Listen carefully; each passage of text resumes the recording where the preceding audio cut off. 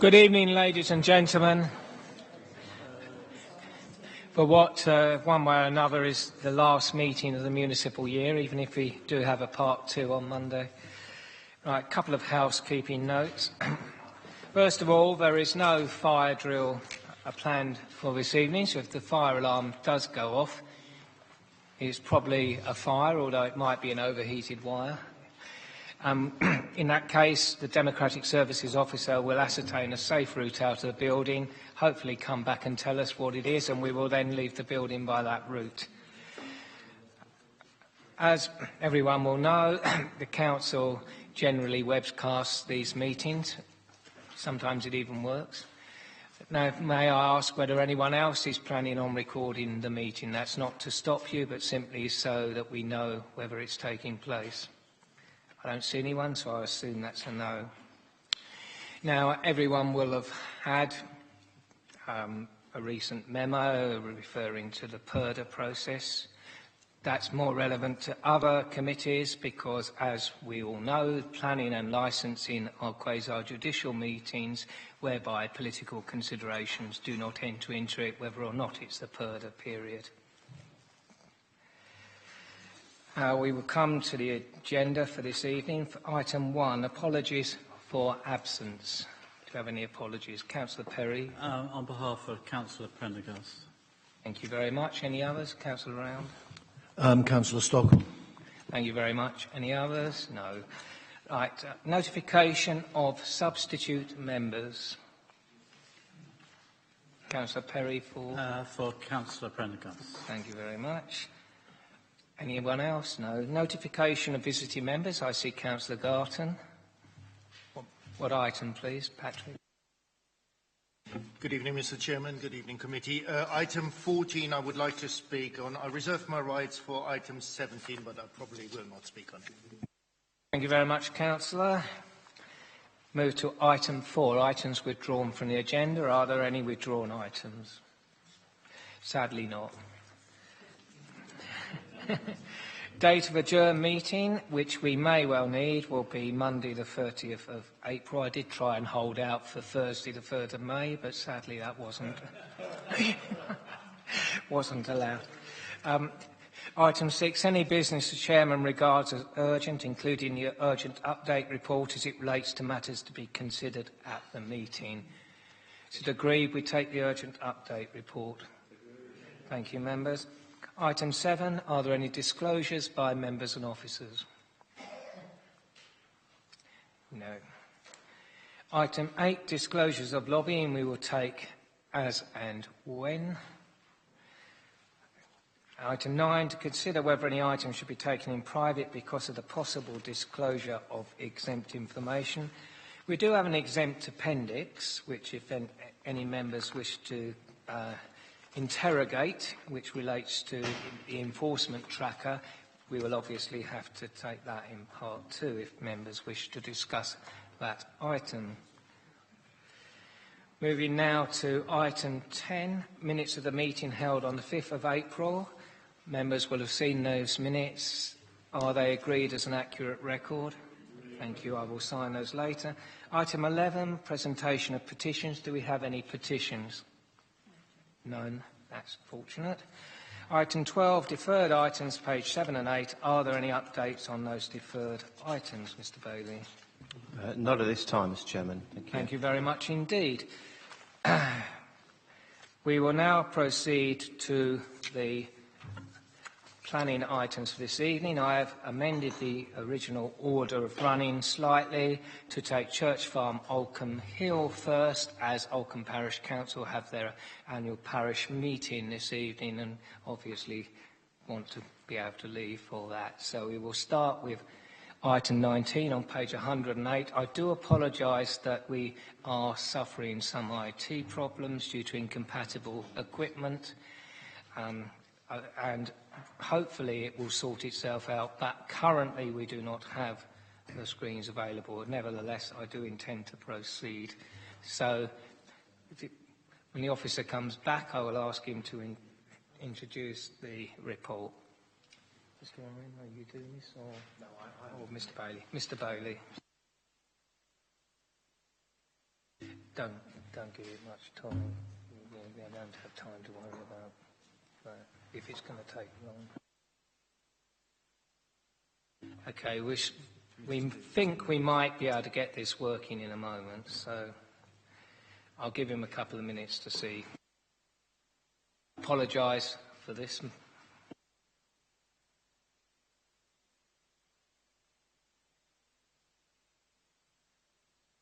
What I will do, whilst that's being considered, is move to ask members whether anyone wishes to speak to item 13, which relates to 70 Church Street, Bolton, Monchelsea, which currently is a starred item.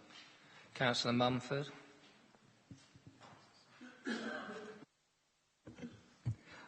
No, as long as the urgent update is voted across, I'm happy.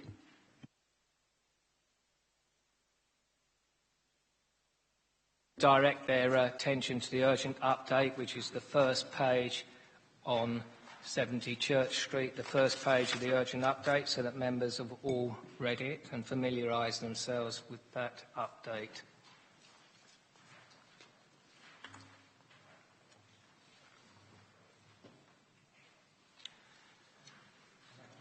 Are there any points likely to be raised on that?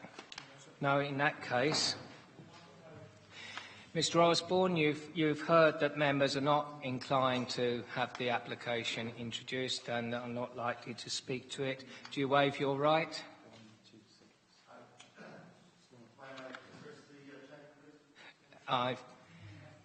Is that wise?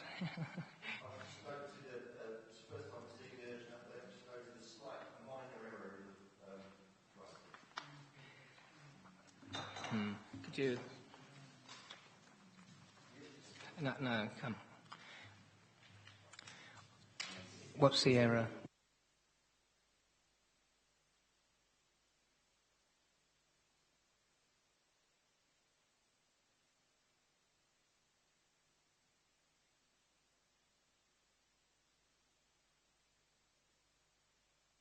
It's merely a drafting comment. If you'd like to draw it to the members' attention what the drafting issue is.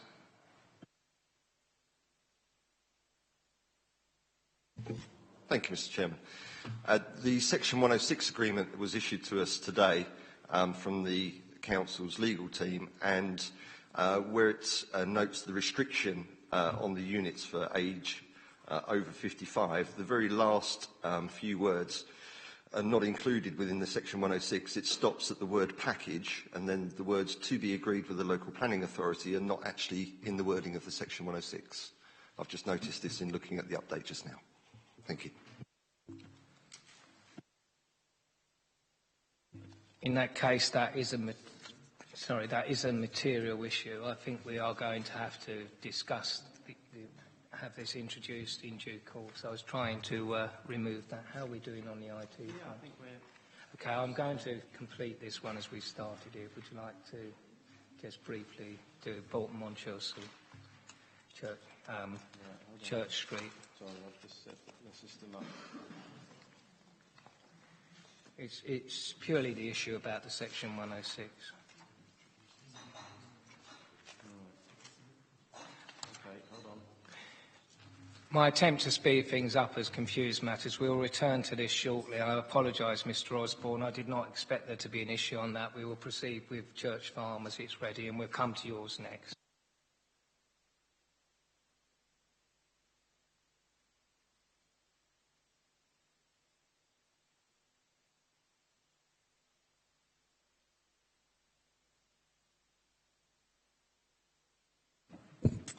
Thank you, Mr Chairman. This is an application for variation of condition 6 of permission MA 131645, which was the erection of polytunnels to allow the polytunnels to be covered with polythene between the 14th of February and the 15th of November. You'll see at the bottom of the page, page 109, that sets out the previous timings that was permitted under the permission I've just quoted. And in effect, what this application is seeking to do is to extend the time period for the use of the polytunnels 2 weeks either side, before that date and after that date. So, in effect, you're extending it for a 1 month period. In terms of the application details, in terms of the site location, I'll just go down in terms of this plan. So this plan in the red line boundary shows you the application site. You've got the public right-of-way running through here and then down here. And obviously, in terms of the photograph, so the first photograph I'm going to show you...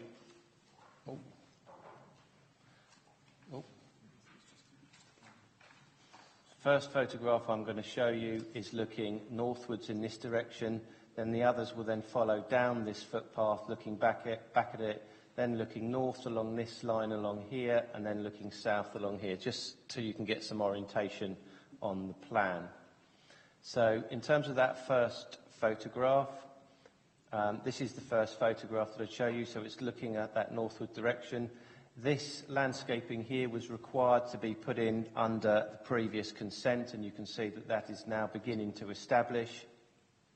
And then as we move to the next photograph, that looks down the public right-of-way, so you can see the red line, the application site, which either side, apologies. I do apologise.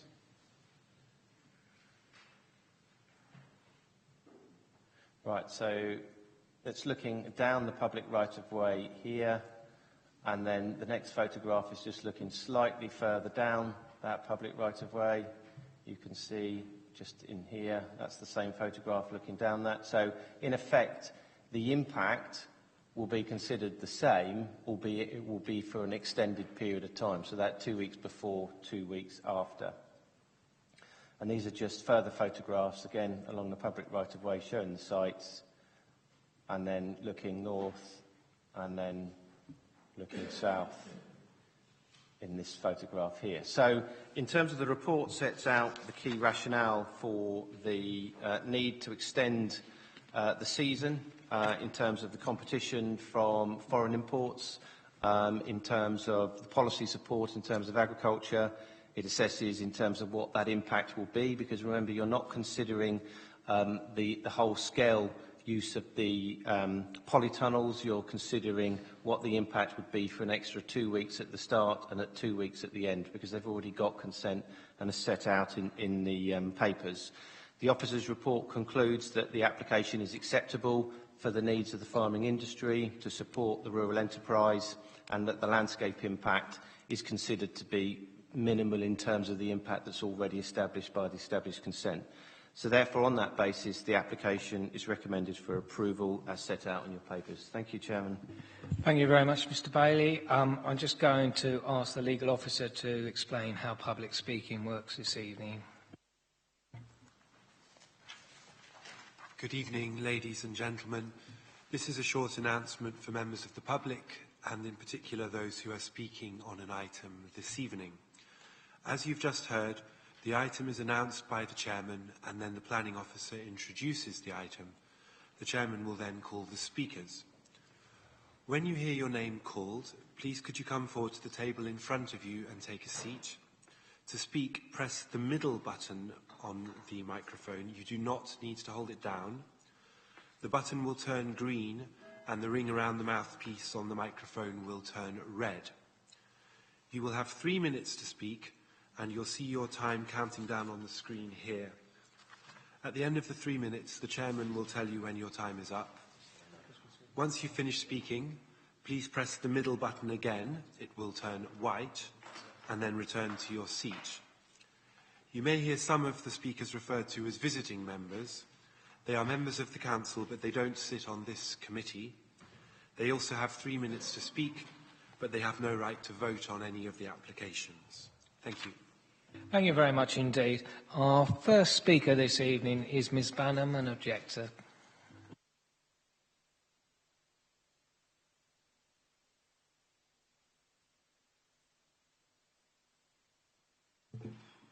Good evening, committee. Your report, your officer's report to the committee states in paragraph 606, the said polytunnels are not generally visible from views outside of the site, from Ulcombe Hill or the street, or from views from the Low Weald or to the south. This is misleading. The tunnels are clearly seen from Oldcombe Hill, the street, Windmill Hill and Headcorn Road. It's seen from the gardens of the local pub and of the school and of houses along all of these roads, including my own. As such, there is a visual impact on extending these, especially due to the winter months when the natural cover from foliage is no longer available. In section 607, the report states, and you've already mentioned it, a short 2-week extension to the coverage. Actually, it's 25% of the time that we don't have the tunnels up. So it's 25% that the residents have to put up with the visual impact.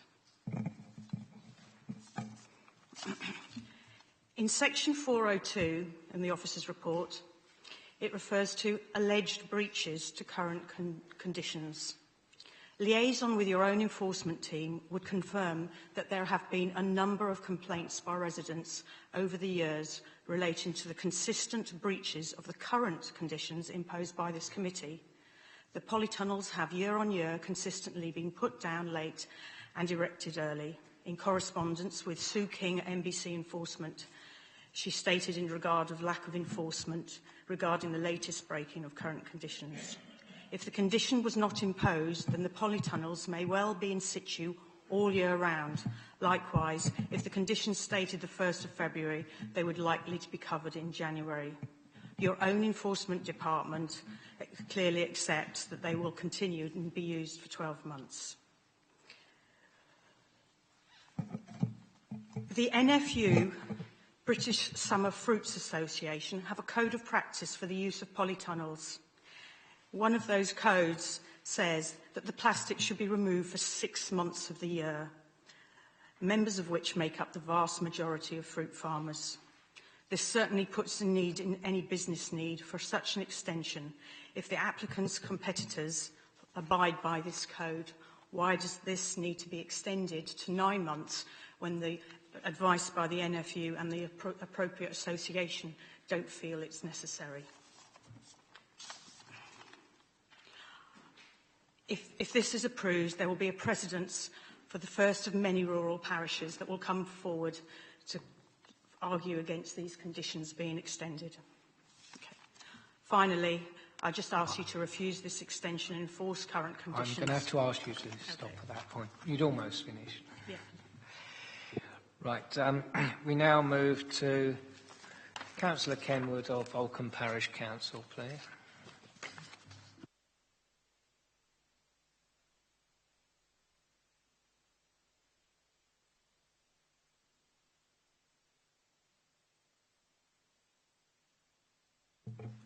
Mr Chairman and members, in 2013, Oldcombe Parish Council agreed to the planning application MA 13-1645 to place 10 hectares of polytunnels at the southern end of Church Farm, Oldcombe. Condition 6 of the application allowed the polytunnels to be covered with polythene between the 1st of March and the 31st of October. We are now being asked to agree to a 1-month extension of this condition, allowing the polythene to be in place for 9 months of the year. The Parish Council agreed the original application, understanding the importance of agricultural and, in particular, fruit growing. Since that time, we have seen a proliferation of polytunnels and Cravo greenhouses around the parish of Oldcombe. The Parish Council feels there is a cumulative effect of agricultural development which needs to be considered. The gradual creep of plastic is contrary to policy DM3 in the local plan, which protects valued landscapes. With regard to visual amenity, the Planning Officer says in her report, quoting back to the original application, that the views of the polytunnels are restricted and would have little impact upon the village and surrounding area. This is simply not true. Particularly in the autumn and winter months, when deciduous screening, agreed in the original application, has lost its leaves, the majority of houses on both sides of the street can see the polytunnels, as can several houses in the lower Weald. The historic Greensand Way and several footpaths running to the south of the site can also clearly see the tunnels, again particularly in the autumn and winter months. The 4 months when the polytunnels are down was put in place for a good reason. It was about offering a modicum of protection to the local community for the community and its visitors at the time of year when plastic is particularly visible. Overturning this decision would set an unwelcome precedent for neighbouring parishes and result in a yet more significant cumulative impact on the area. Policy SP17 in the local plan agrees that agricultural proposals should be supported, provided adverse impacts on the appearance and character of the landscape can be appropriately mitigated. How can this be achieved at a time when the hedging is denuded of leaves? The officer says that the economic benefits to the farmer are an important reason for this application to be approved. However, there are no economic benefits to the village of Ulcombe, and even the workforce are not drawn from the local area. Many of our residents find the visual look of the land surrounding the village deeply depressing. The roads are carrying ever-increasing numbers of farm vehicles, buses, etc., and the footpaths have been churned up. The developments are turning the village into the rural equivalent of an industrial estate. People in the parish, from the borough member down, are exhausted with the numerous planning applications for changes to our highly valued landscape and worn out by the constant need to fight them. I would respectfully say to this committee that there has to be a balance and that Maidstone Borough Council is there... Can you draw your remarks to a close, please? Thank you, I will, yes. There to serve the whole community. I would therefore ask you to refuse this application. Thank you. Thank you very much. Mr Charlton, the applicant, please.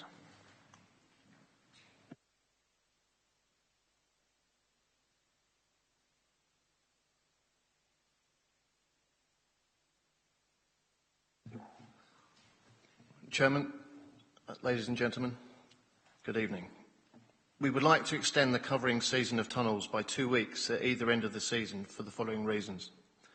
Strawberries need to be protected by a tunnel or similar during the entirety of their growing and harvesting season. This can vary by a few weeks at either end of the season, depending on the weather. Strawberries need to be planted sequentially from the beginning to the end of March to provide the optimum growing conditions to provide a plant capable of producing high-quality, high-yielding strawberries. These need to be harvested from early May through to the end of October, beginning of November, to satisfy the demand of the UK consumer. To accommodate this, we need to start to cover the tunnel during the second half of February to have enough ready for planting at the beginning of March. The covering will continue into March until the whole acreage is complete. Covering the tunnels can be delayed by weather conditions such as high winds and snow, which can cause considerable delays to covering, which jeopardises the plant growth, resulting in reduction of fruit yield. The harvest season ends anywhere between mid-October and mid-November, depending on the weather conditions. For example, warm autumn can extend the season and vice versa. The present dates for covering, although originally suggested by ourselves, are now outdated and are restricting our ability to provide more homegrown fruit for the period demanded by our customers. If we can't provide fruit at this stage of the season, UK fruit will be replaced by imports, which will have a negative impact on the rural economy, both locally and nationally. We feel as farmers that we need some flexibility to be able to work with the weather and the seasons, and I hope that the members recognise this. Thank you. Thank you, Mr Charlton. Draw members' attention to the fact there is a short urgent update on the papers, amending a condition, a proposed condition, I should say. Can I take any declarations of lobbying at this point? Councillor Round, anyone else? No. Right, Councillor Round, as this is in your ward, would you like to kick off? Thank you very much, Chair, Committee. I'm sure most people will understand that this is one of the most emotive arguments in the entire ward and has been for some time. On the basis of that, I intend to refrain from any debate and let committee make a decision for which I will therefore abstain. Oh, well, thank you. Councillor Harwood. Thank you very much, Chairman. I think we have to accept that farming is changing, and in some ways it's changing for the better in terms of where we've moved to polytunnels. Instead of flying strawberries and other soft fruit from the Mediterranean, we're able to produce them for much, much longer in the UK, which means less road miles, which means a number of benefits, and actually, in terms of the environment of the Greensand Ridge, though it may seem counterintuitive, there are actually some benefits which accrue from a move to polytunnel systems from arable, because you don't need to plough and you're not losing the soils and denuding the soils, and therefore you don't have to run off into the watercourses and so on. However, it is a balance, of course, and we, I think, as a committee, recognised that a few months ago when we were discussing the landscaping scheme for the northern part of the Church Farm estate, where we overturned the condition proposed by officers that the hedgerows comprise 100% native deciduous by allowing a spine of coniferous evergreens to go in there. And I think we've just heard from local residents in the parish one of the reasons why we had a slightly different view from the more purist view that perhaps came from the landscape officer. Therefore, I don't want to go on too much. I think it is just a couple of weeks at the beginning. That is good husbandry for soft fruit. And as the climate changes, we might move to a period where we are actually growing soft fruit almost continuously through the year, I mean, with the technology moving on. But at the moment, it's a small variation of a couple of weeks for good husbandry. So therefore, I'd like to move that we do grant permission as per the papers. But we note for future reference when we're looking at landscaping schemes that we do need perhaps to be a little bit imaginative. In terms of the Greensand Ridge in its entirety and in terms of Church Farm, already leading on from the grant of permission for the northern part of the farm, we've already seen the buffer introduced around the woodland along the northern fringe of the farm, and that is already naturalising and regaining some of its wildlife. So I think, you know, we're giving some, but we're losing some with the other, and this is our changing countryside. Okay, thank you, Councillor Harwood. Councillor Bolton is next. Excuse me. Thank you, Mr. Chairman. I agree with a lot of what Councillor Harwood says, to be honest, and I'm conscious that, and Councillor Round knows this better than everyone, with the emotive issues surrounding this, it's quite important to stick to the application in front of us tonight, because the idea, the principle of polytunnels here has been accepted already by the previous permission given. So really what we're looking at is it proportionate to allow the business, based on what the applicant said, to use this for two weeks at either end. I do have a question on, and it was mentioned by the first speaker in particular, on the enforcement concerns relating to this, because I'd just be grateful if Mr. Bailey or any officer could give us an update really on where we are in this regard. Has the applicant been complying with the permission granted in 2013 over the last 5 years? If so, what sort of levels of enforcement have we looked at, and what have we built into this this proposal here to ensure that actually, were there to be any further breaches of enforcement, have this happened already, that the Council was able to take robust action? Because I think it's important, if this is to go through, that that we make it very clear tonight that there is a limit, there is on the permission, and that should be and must be adhered to. And what we don't want to be is seen as a soft touch. So I'd be grateful, Mr. Chairman, for a little update on that. But apart from that, I'm happy to second Councillor Harwood's proposal. Thank you very much, Councillor Bolton. We will, of course, check those figures. It may take a little time. But I remind members that applications have to be determined on the application, and enforcement, although very important, is technically a separate issue. Councillor Clark, and then we shall move. Chairman, I was seconding. I wasn't motioning to speak. Right. Then I will simply add that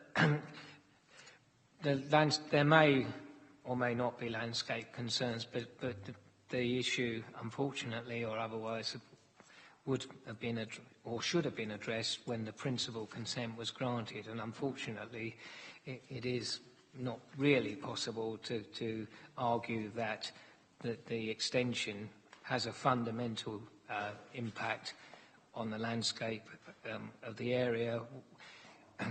I will ask Mr Bailey to now come in on the enforcement points raised by the parish and by Mr Borden. Yeah, thank you, Chair. I mean, normally I would turn around and say, obviously, the enforcement matters are separate to the consideration of the current application. That would be the default position, because you shouldn't be making a decision on a past activity where we've got other controls and measures in place, breach of conditions, etc., to deal with those issues. However, members have the luck that one of our enforcement officers is here tonight to present the enforcement item, and she's checking the system to see if there have been any complaints registered against breaches of conditions on the site. So I don't know whether that information is available at this time yet. Is it, Sue, or not? I mean, obviously I have to be careful and pay it, because in terms of enforcement they are sort of confidential matters, so we can't discuss that in too much detail.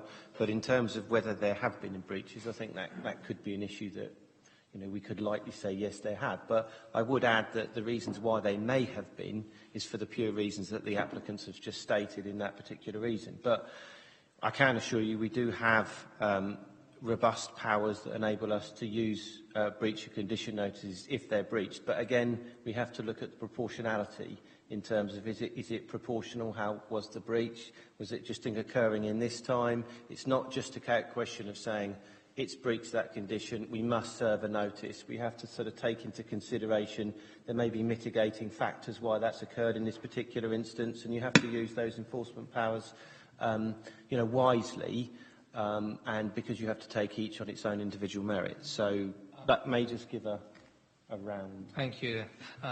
Where are we, Ms King? Thank you. Hello, yes, there was enforcement investigations last year.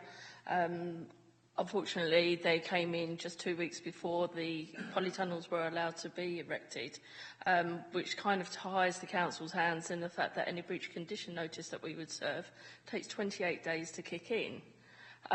Realising this, letters are sent out to the various farms that do breach this, and this application is a result of our enforcement trying to regularise the situation so it doesn't happen, or farms want to extend their times. Yes, indeed, a planning application is one way of dealing with an enforcement issue. Does that answer your question, Councillor Ball? Thank you.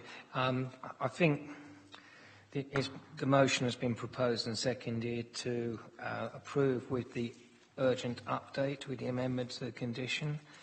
Those in favour of granting consent? Those against? Abstentions?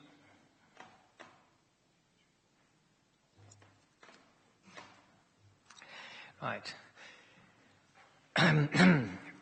We will now proceed, having granted that consent, to item 13, because I did start to introduce that earlier on. One moment.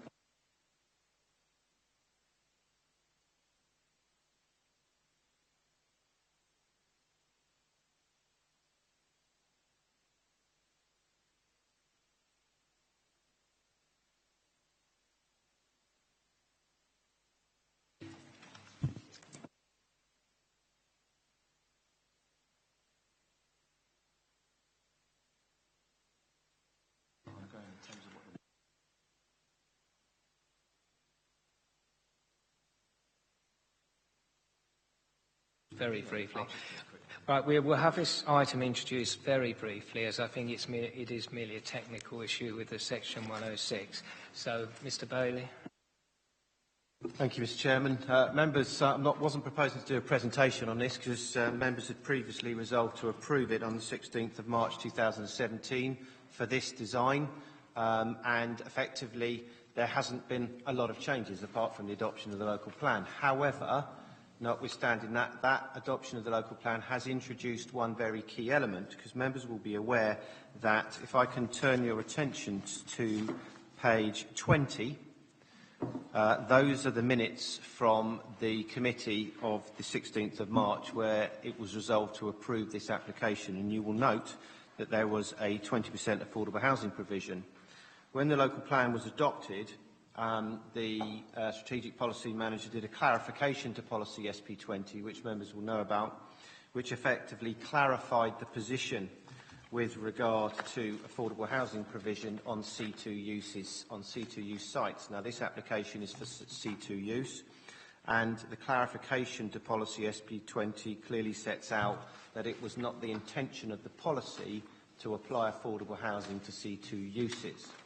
So this application really is purely back to members to regularise the current slight conflict with policy in the fact the current resolution seeks 20%. This is coming back to you to remove that head of term from the section 106. Just to deal with the clarification that the applicant has raised, again, I would just turn your attention to that minute of page 20. And under that provision where it says the restriction, second bullet point, the restriction to the units, etc., it does say to be agreed with the local planning authority. So that was the minute that was recorded for that previous decision, and hence you'll notice that the recommendation coming forward is to mirror that. So I'm slightly confused by the applicant saying that that hasn't come through on the wording of his section 106. I do think I'll probably hand over to the legal officer just so maybe we can get some clarification. I'm sure it's a matter we can resolve easily, but I think I'll hand to the legal officer to address that point. Thank you. If I could simply ask the gentleman, has the section 106 been signed and executed yet? No. Right. In which case, Chairman, Committee, this can simply be picked up in legal and brought in line with the minute that Mr. Bailey's just referred to and the urgent update report and dealt with by that route. Fine, that would resolve the issue entirely. On that basis, I don't think we need to discuss the matter any further. All those in favour of agreeing the recommendation to approve as with the urgent update, and it has already been, but we'll do it again. Just for the record, Councillor Harwood proposed it earlier, and it was seconded by Councillor Mumford. No, it wasn't. Okay, good job we did it again. It was seconded. I got it right. It was Councillor Round. Apologies. My memory was playing a fault. Right, those in favour?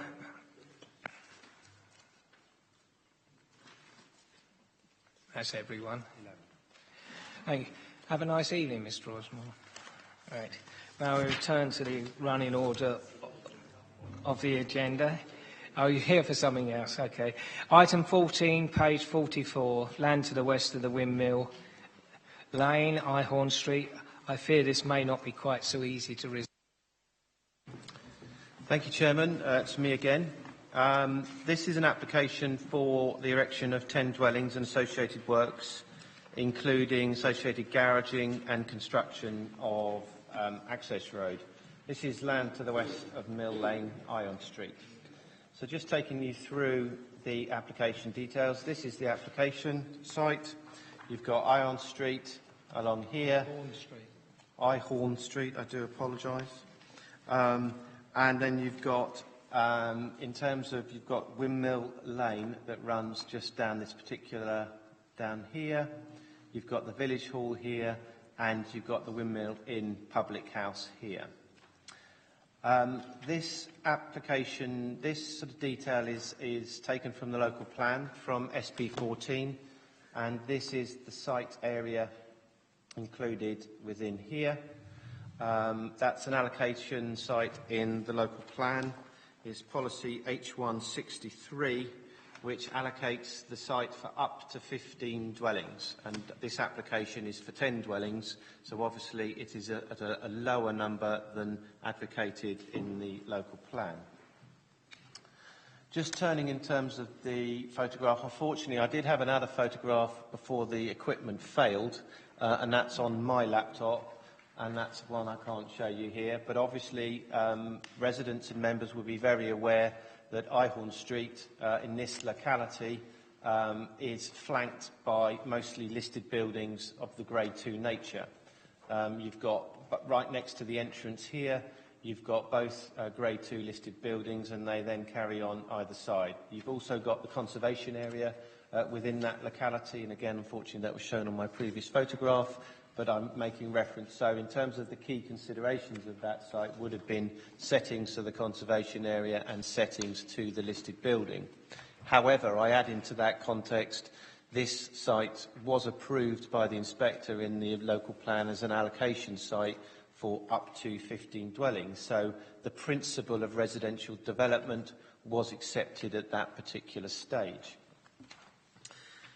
So moving forward in terms of the areas, you've obviously got the village hall, and this is the parking area, so access to the site would come down here. Now, I'll touch later on the key areas of concerns about residents, about access, whether correct certificates, etc., have been signed in relation to this application, and I'll address those as I move through the presentation. So this is the access from Ihorn Street, and as I said previously, this is the Windmill Inn Public House, and both these two buildings are listed, and then we go down Windmill Lane down here, which is the access to the site. Moving down that lane, you can just see the access over here on the right-hand side, and a slightly closer view, and then you've got the eastern boundary hedges along here. As you move down here, you've got the car park area and the village hall down here. So this is the eastern boundary of the site, and there'll be another picture as we go actually into the site, and obviously Windmill Lane carries on as you go down here. So this is just looking back towards Ihorn Street and the listed buildings that flank. So you'll see in terms of the officer report relates to the distance and the separation distance that are gained from both the conservation area and from the setting of these two listed buildings. And that is on that basis, that's why the principle was established at the local plan stage for the allocation, because of those distances. So they would have had to be taken into consideration during the allocation. And obviously those matters are reflected as you move through H163 with all the key criteria that are set out within that policy. So moving within the site, this is now looking towards the eastern boundary. This is looking southwards. This is looking across the northern boundary, across here.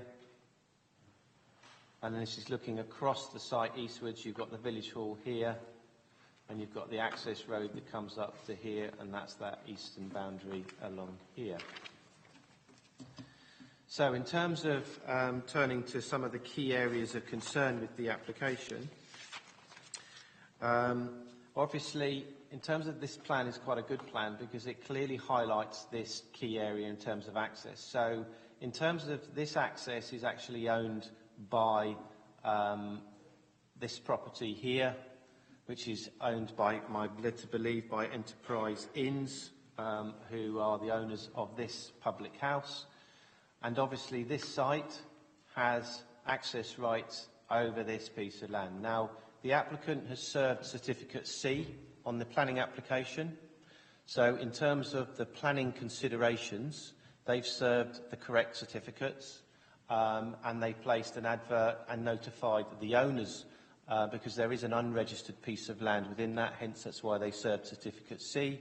So they've served notice on the owners of this access, and they've also served the relevant requirements under the Town and Country Planning Act by putting an advert in the paper for those unknown owners. So in terms of the planning application, that is not a matter for members to consider in terms of ownership details because it has been clarified through the application. I think I just needed to address that point because that has been a key issue that's been raised by local residents and representations. So this plan effectively shows the access into the site, and I will just wish to point out that Part 6 of the policy requirement, H163, sets out and I quote, "Access will be taken from Ihorn Street via the existing track serving the Village Hall and Grove Mill House." So that was assessed through the local plan. It was accepted at the local plan that access was appropriate in that location to serve this site when it was allocated. And that is what this application seeks to do, is to comply with the terms of H163 of the local plan. So in terms of moving to the application details, the report is quite detailed in terms of where it sets out the key issues for consideration. It's obviously a layout for 10 dwellings. I'll point out again that that is less than the allocation.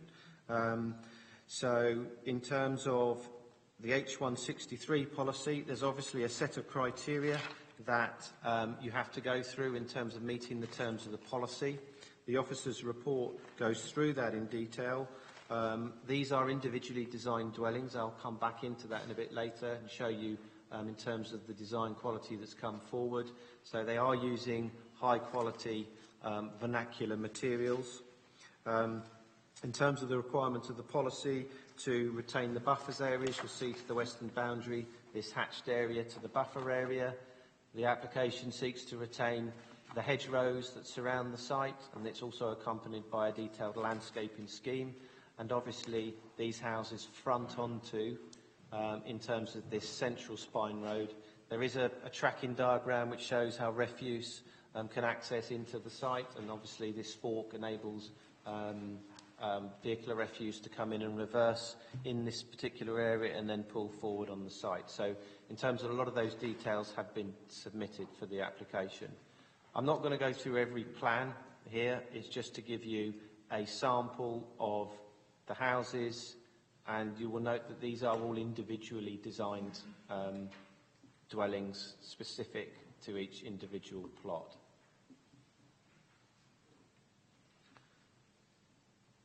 In terms of, you've got your parking layout, and that is set out in terms of the parking provision in the officer's report. And in terms of, you've got your swept path analysis, which shows how vehicles can access the front part of the site, and also how they'll access into the development site in this locality. So that's what these diagrams show. So in terms of overall presentations, that's the end of the photograph presentation. I'm not going to sort of go over what the principal report sets out. Members will need to consider this is an allocated site in the local plan, so the principle is already established. The access requirements are established through the local plan. This application seeks to follow that. It is a high quality design. The officer report sets out all those key considerations. In terms of the heritage assessment, a heritage assessment was submitted with the application to look at the impacts on those designated heritage assets, the conservation area, the setting of those listed buildings. The requirements of the policy set out in the report have been followed. In terms of flood risk and drainage, concerns have also been raised on that. However, a preliminary flood risk assessment was submitted, and you'll notice the report sets out that the Environment Agency have raised no objection to this application. And therefore, considering all those matters into account, it's your officer's opinion this is a high-quality scheme on an allocated housing site, and as such, it is recommended for approval. Thank you, Mr. Chairman. Thank you, Mr. Bailey. We turn to the speakers on this application, and the first one is Mr. Cobbett, an objector.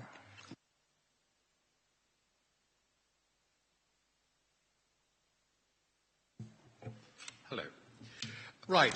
This site is outside the former. This site is outside the former village envelope for many good reasons, including the very poor access by the privately owned and maintained public footpath. Local residents, on a pro bono basis, have repaired it, and it was last done some 6 years ago with some help from Kent County Council. It's not designed for heavy construction traffic, and it currently needs repairs. There are existing problems with the water and sewerage infrastructure in the village, which have been well publicised, and it's understood that the 10 family houses would generate the need for 3 primary school places, which can only be sourced by Harwich. This has been opposed by the Parish Council, the Village Hall Committee, 21 residents, plus many others who have not formally objected, but have expressed their views in a frank and open way. I'd like to know, really, how many of you actually bothered to look at the site. We have no record of anybody from MBC or KCC visiting the site during the morning rush hour, when it takes 20 to 30 minutes to get out of Hollingbourne. It's jam solid at the point where the access is in Ihorn Street. You've already had pictures.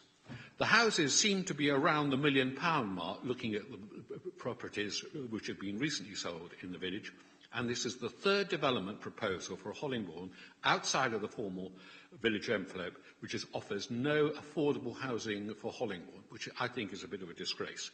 Access is via a 5 metre wide strip of footpath from our forecourt to that of the pub, which is not wide enough for 2 vehicles. Vehicles waiting to enter the single-track public footpath will have to wait in the street for them where it's not possible to see as far as the site entrance or much of the proposed passing place. MBC refused to do a proper traffic survey, and the whole thing is going to be a traffic nightmare. The footpath then narrows to 3 metres, and so pedestrians have to wait, take their lives in their hands, and the danger is acknowledged by KCC on your own website. 3 houses at the end of the properties at the end of the lane have all been hit recently, and including one belonging to our neighbour only last week, and this happens on a regular basis. Finally, EI Group, who own the Windmill public house and part of the lane, but not all of it, have decided not to renew the Village Hall lease pending your decision. They think you may be setting a precedent for development alongside the footpath, and if this happens, it will cost about £1 million to replace our Village Hall. No doubt, Maidstone Borough Council will be the first to stump up to help Hollingbourne out. Thank you. Thank you, Mr. Foley. Councillor Bennett, Hollingbourne Parish Council, please. I remind people there is a microphone. There is no need to. I know you don't think I normally need one, Mr. Chairman, but I will avail myself of the facilities. Some people listen better than others, don't they? I think it was Max Bygraves who said, I want to tell you a story. Well, I'm going to try this one. Several years ago, myself and a colleague from Hollingbourne Parish Council met with planning officers to discuss how we would best take our share of what was needed in the local plan. Now, it was come as a surprise to some of you that we agreed readily that we had a site in mind where young people who had left the village and couldn't afford to return to these monstrosities would actually have a chance to get on the housing ladder, and the site we had in mind was the station approach. Most people, I think, who know Hollingbourne is a lovely village, although you're having a damn good try at raping it. But this is not one of the nicest spots.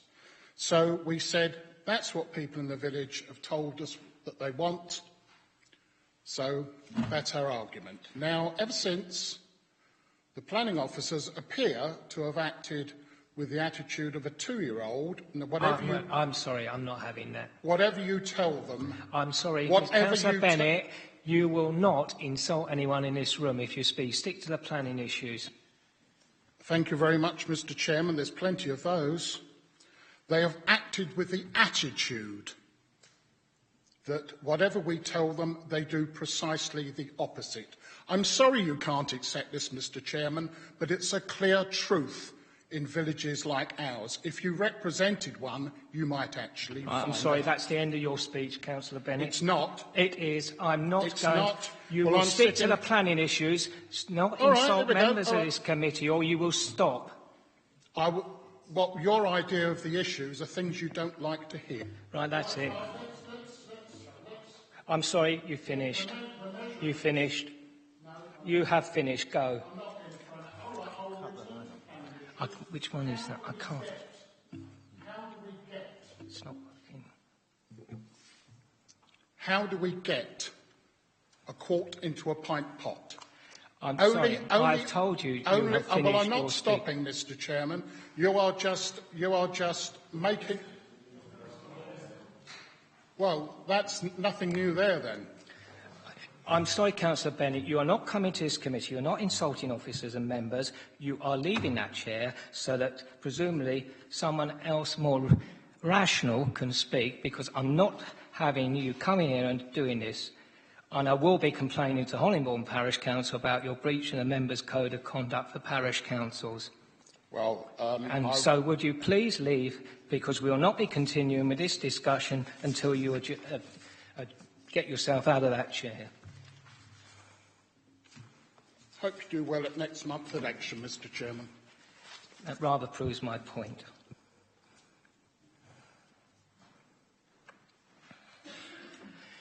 Mr. Osborne, for the applicant, and anyone else who wishes to be insulting this evening will also be stopped.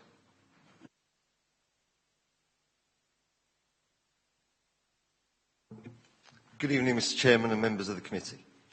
My name is Guy Osborne, and I'm the Land Director of Country House Homes, acting on behalf of the landowner and applicant. The proposed development seeks to accord with the site allocation criterion H163 and is in compliance with the current local planning policies. I believe, as the officer has reported, that we have achieved a policy-compliant proposal. During the course of the application, we have had a change in planning policy relating to affordable housing, and we have worked positively with the Council's officers to secure a contribution to off-site affordable housing that accords with policy SP20. The proposed development is a modest addition to the existing settlement and has design characteristics that accord with the high quality of the existing homes in the village. The proposal includes a new pond, public open space, a new landscape buffer, wildflower meadow, 820 linear metres of new hedgerows and 45 new native trees populating the gardens. The result is a well-conceived, well-designed development that is sympathetically located within the available land area and provides a gentle transition from the established settlement to the northwest to the open countryside to the southeast. The scheme before members this evening has been subject to a thorough examination from the Council's statutory consultees, and all have responded with no objection. The case officer has set out a suite of draft planning conditions commensurate with the nature of the scheme and appropriate to ensure that the Council retains control over the delivery of the scheme and its visual appearance of the completed development. I believe that the scheme represents a high-quality application that will positively contribute to the village, and I respectfully request that members follow the officer's recommendation for approval. Thank you, members. Councillor Garson, please.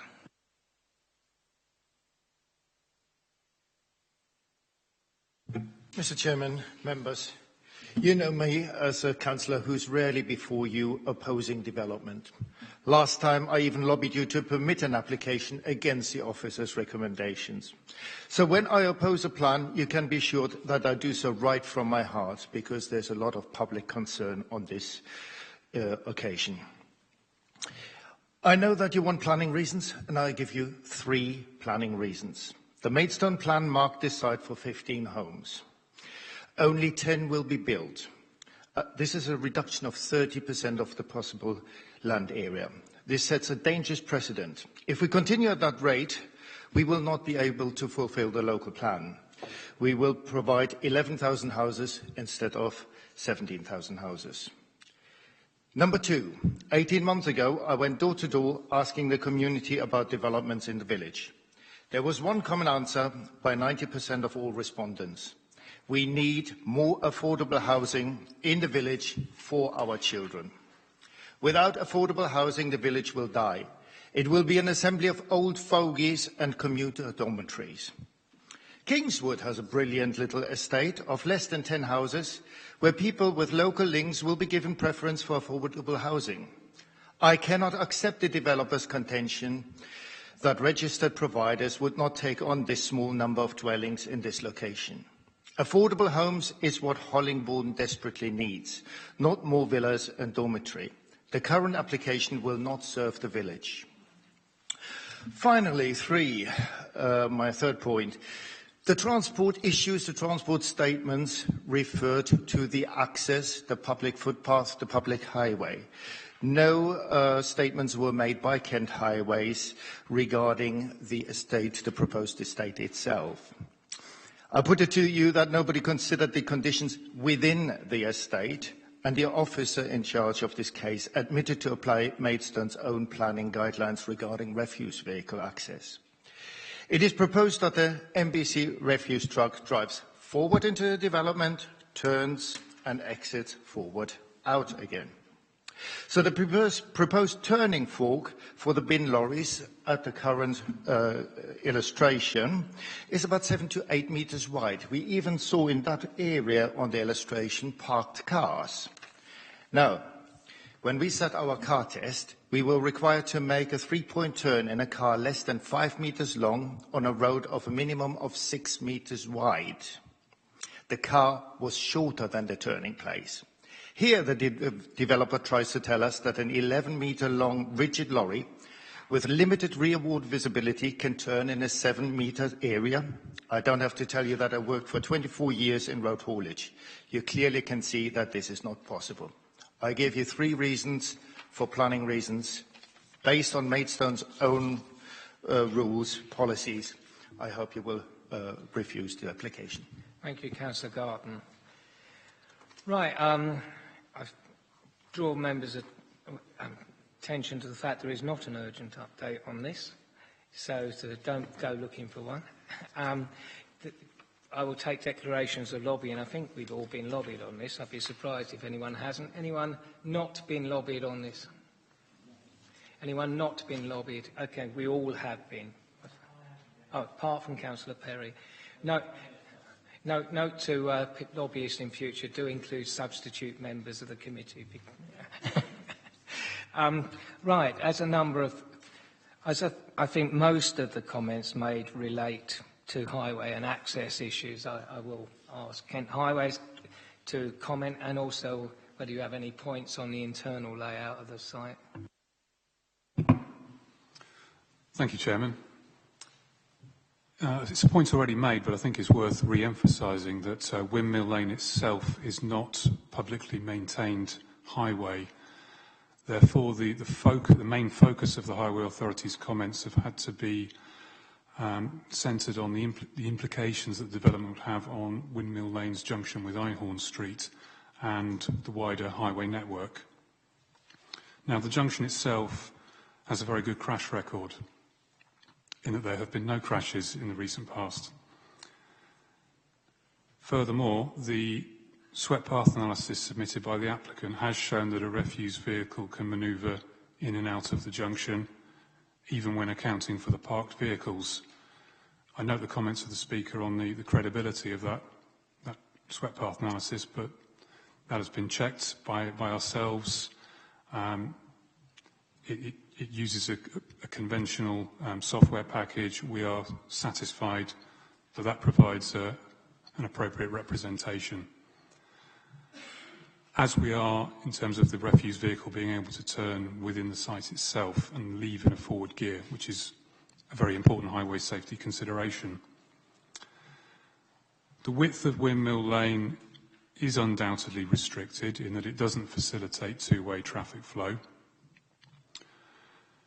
Having said that, the scale of the development is modest, and the consideration here is to what extent the traffic associated with the development will worsen the situation in terms of conflicts between road users. Now, the number of traffic movements will be low, and any worsening of conflicts will be very infrequent in nature. There would not therefore be grounds to raise a highway objection. The same logic also applies to the impact on the wider highway network.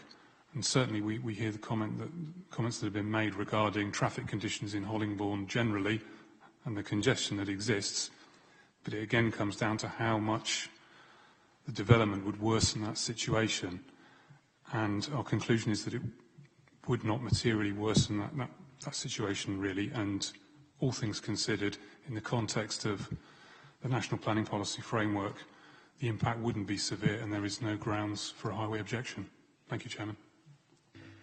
Okay, well, I'll turn to Mr Bailey and see whether he wishes to, at this point, make any comments on the planning issues that the various speakers have raised.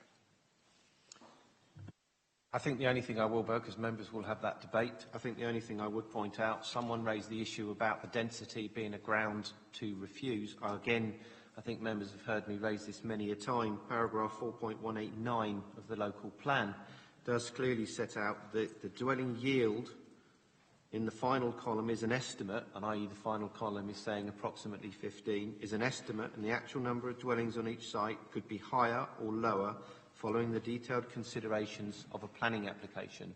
So I would just ask members to bear that in mind when they're discussing that density matter. Even if it wasn't, I'm not sure Hollingbourne would thank us for saying there should be more housing on the site in a ground for refusal, given the general tenor of objections. Councillor Harwood, did I see you indicate some... Yeah, thank you, Chairman. I think the key point here is all of us in our wards, I think, fought allocations. I mean, I fought allocations for nearly, 2,200 houses in my ward, and I lost them all. I don't know. But the reality is we understand as a regulatory planning committee that once the allocation has been through inspection, all of the key stakeholders, these issues have been exhausted in terms of highways and of landscape and other issues. And we know that to seek to refuse such an application would be a hiding to nothing. So therefore, we are looking at the detail of the scheme. And like local residents and the ward councillor, I do regret that there is not an affordable housing element. However, we know it's the way of the world. Again, coming back to my ward, I've got large sites where they were large allocations, but the sites have been subdivided to get around this very issue of affordable housing. So I don't think in terms of the way that the system helps us. There was a reference made to Peter Pease Close at the end of Ashford Drive in Kingswood. That was a rural exception site. It did not go through the normal planning approach. It was a site that would not be developed for any other sort of development, and that's why it was. And even with that site, there have been issues around finding the local families to actually move into those properties. So it brings us back to the detail of the scheme, and I think in terms of layout, landscape, and so on, it's very high quality. And again, there is nothing for us to challenge. In fact, it struck me that it was quite similar to the application we had in Linton recently that was an unallocated site, actually, that was approved against the Officer recommendation of the same sort of large properties set in large plots. So I think we as a committee would be fairly inconsistent if we were to refuse an allocated site, which was similar. The only one small change perhaps I would like to see is in terms of local character, the landscaping and particularly the woodland buffer, which will soften the impacts of all of the transport infrastructure close to this site. It would be very good to see some small leaf lime trees introduced to that, because that's a kind of emblematic tree of Hollingbourne, and it was the dominant tree in this area, but agriculture and human intervention has seen it lost because it wasn't a good timber tree and it was very palatable to grazing animals. So therefore, I would like to move that we do grant permission as per the papers, but to slightly tweak the landscaping condition, that we incorporate a proportion of Tilia cordata small leaf lime. But with that, I'm happy to move. Thank you. Is that proposal seconded at this point? Councillor Cox, do you wish to speak or reserve your right? Thank you very much, Mr. Chairman. I can obviously see that we are unable to, as the report says, have on-site affordable housing, but I do note that there is a contribution that is coming forward. And obviously, we will intend to see that that is used appropriately. As Councillor Harwood has said, with each one of these houses being individually designed, it is going to try to blend in with the surroundings. There are lots and lots of developments that are very similar in the village itself, so I think over time this will blend in. The highways have said that there's no objections. We've been told that it's some 5 metres wide, the existing access. We have seen areas that have had less than that, and we've been asked to approve those as well. I think with everything we've been told, we can look towards finding ways to object to this. I'm afraid there aren't any coming before my eyes, certainly, so that's why I'm happy to second. Councillor Borton. Thank you, Mr. Chairman. My question was about the yield, and Mr. Bailey partly answered it, but it still leaves me slightly uneasy at the fact that we got in the local plan recommends this site for 15 dwellings. We're looking at 10 being built here, so that's 33% of what's planned in the local plan has gone completely. And I think Councillor Garson raised a very good point with regards to this, because of course that shortfall is going to have to be found elsewhere in the borough on sites that aren't allocated for. So I need some more information from the officers really about what discussions they had with the applicant in before and during the planning applications who encouraged them to increase the yield on this site, because the inspector clearly found this as being suitable to take 15 homes, yet we've got a scheme in front of us that only delivers 10. And while I appreciate its high quality, the reality is, as I said, you could get 15 on there. So I need a bit more clarity about this. I appreciate that some people in the village might not like me saying it, but I'm constantly told in my ward, where they go just above most of the time what's in the local plan, that these figures are an estimate, and I accept that. But this is a 33% reduction, and it's, as Mr. Bailey knows, it is something I feel quite strongly about, that we should be looking to stick, particularly on these smaller sites, as close as possible to the figures that have been put in the local plan. Briefly, Mr. Bailey, on this one. I mean, I can't confirm what discussions have had been with the officer, but you'll see this application has been in for some time, and there have been negotiations on this scheme.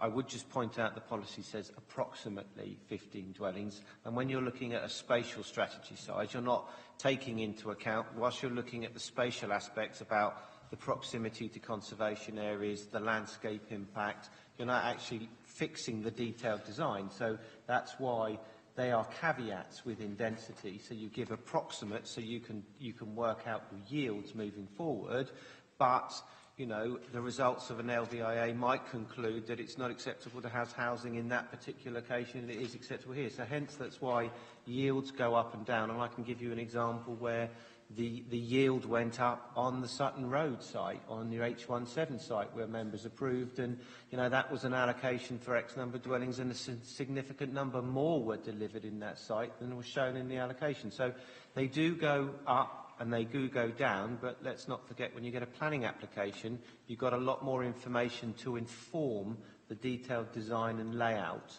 coming forward, and that's why you know, the figures will fluctuate once you've assessed all those various issues coming into the scheme. Does that answer your question, Councillor Borton? You answered my question. I might not like the answer, but you answered it. Well, that's not what I asked you, but thank you very much. Councillor Round. Thank you, Chair. I've got a number of points and actually a few questions. I take it from Mr. Bailey, and I agree entirely that it is very difficult to pin down every single application.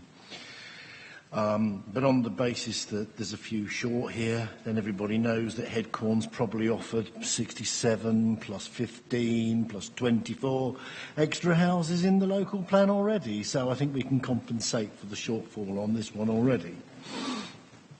On the basis of that, though, I mean, let's admit it, this is a pretty good quality design setup. I mean, it's really nice. And whilst we have a market need and we have a demographic need for a considerable amount of people in terms of affordable housing at the lower end of the market, we also have a need to move the market around. There are different segments of this market where we need housing in all sectors, and we need housing at the higher end of the market. Full stop, wherever we are in the market, we need housing. We need housing badly, and good housing should not be ignored. So therefore, I think this is a very good proposal. However, having said that, I do have a number of issues that go with it. This is a road to the side of the Windmill pub, where there's also a village hall. Now here's me thinking to myself, we've got a few houses here.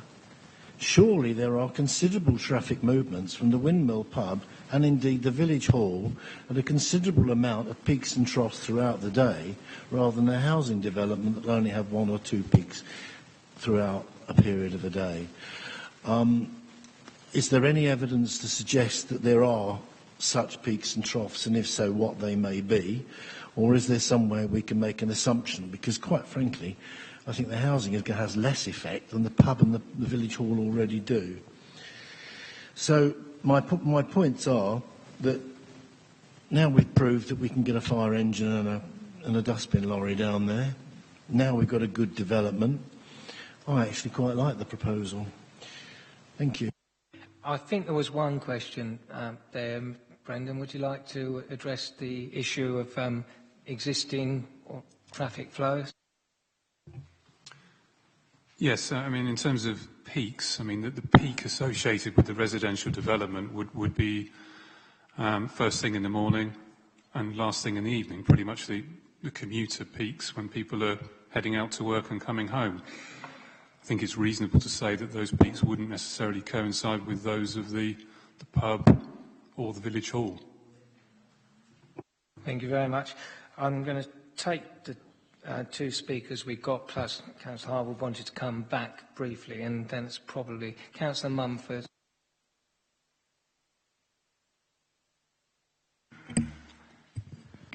I've got two questions for the officers. 6.07, where you say the conservation officer raises no objection. Can I ask, was that at the allocation of the site, or was it under this application? I remember this site coming in and going out of the local plan at least once. Does the parish have a housing needs survey? And they're my two questions, and I'd like to carry on.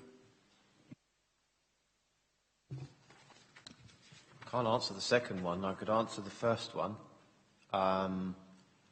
In terms of the conservation officer, you members will be aware we have a new conservation officer. This conservation officer is commenting on the merits of this application.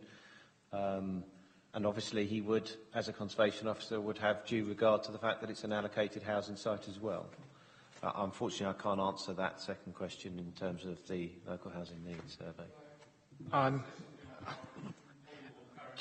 I'm not really supposed to, but on this occasion I'm going to allow you to simply say whether you have one or not.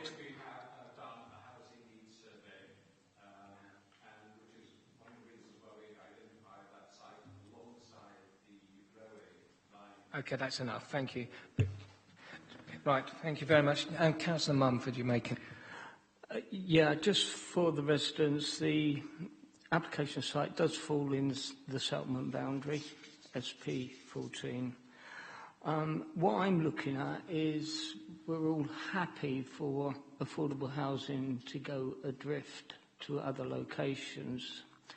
And if I do some maths here, we're taking a shortfall of 4 affordable housing when we are saying on the allocation 15 houses, density of 10 per hectare or whatever. It just seems wrong. And if Hollingbourne has got a housing needs survey, and has been pointed out by the ward councillor that what they need is local needs, we're going to allow this to go through, and then the off-site provision doesn't necessarily have to end up in Hollingbourne. That's my comment. I like the application. Okay, well, we'll return to that in a moment. I'm going to take a couple of other members before we come back on any further points. Otherwise, it's going to be a bit... Councillor Clark. Thank you, Chairman. Actually, my point was very much along those lines. I do understand it's policy compliant in terms of affordable housing, but there is no mention of where that money will be spent and whether there is a chance that that can be allocated for Hollingbourne.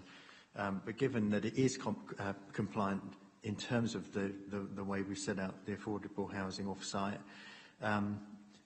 the rest of the scheme, it is an allocated site. I did not want to go against officer recommendation on the site that was mentioned earlier in Linton, and I do find it bizarre that we might sort of go against this one and choose a site that wasn't in the local plan and wasn't being recommended by officers. In terms of vehicle movements, if there is something tricky at the exit point which highways have not picked up on, having fewer houses rather than more houses might actually be a benefit in that sense. But on the other side of things, that there are more bedrooms in these 10 houses than there might be in 15. So it's all a little bit swings and roundabouts. But I would be interested in the affordable housing funds and where they'd be allocated. And we shall return to that point in a moment. Councillor Powell. Yeah, Mr. Chairman, we've had lots of different comments mentioned about this particular site tonight, and it is a site that I know extremely well.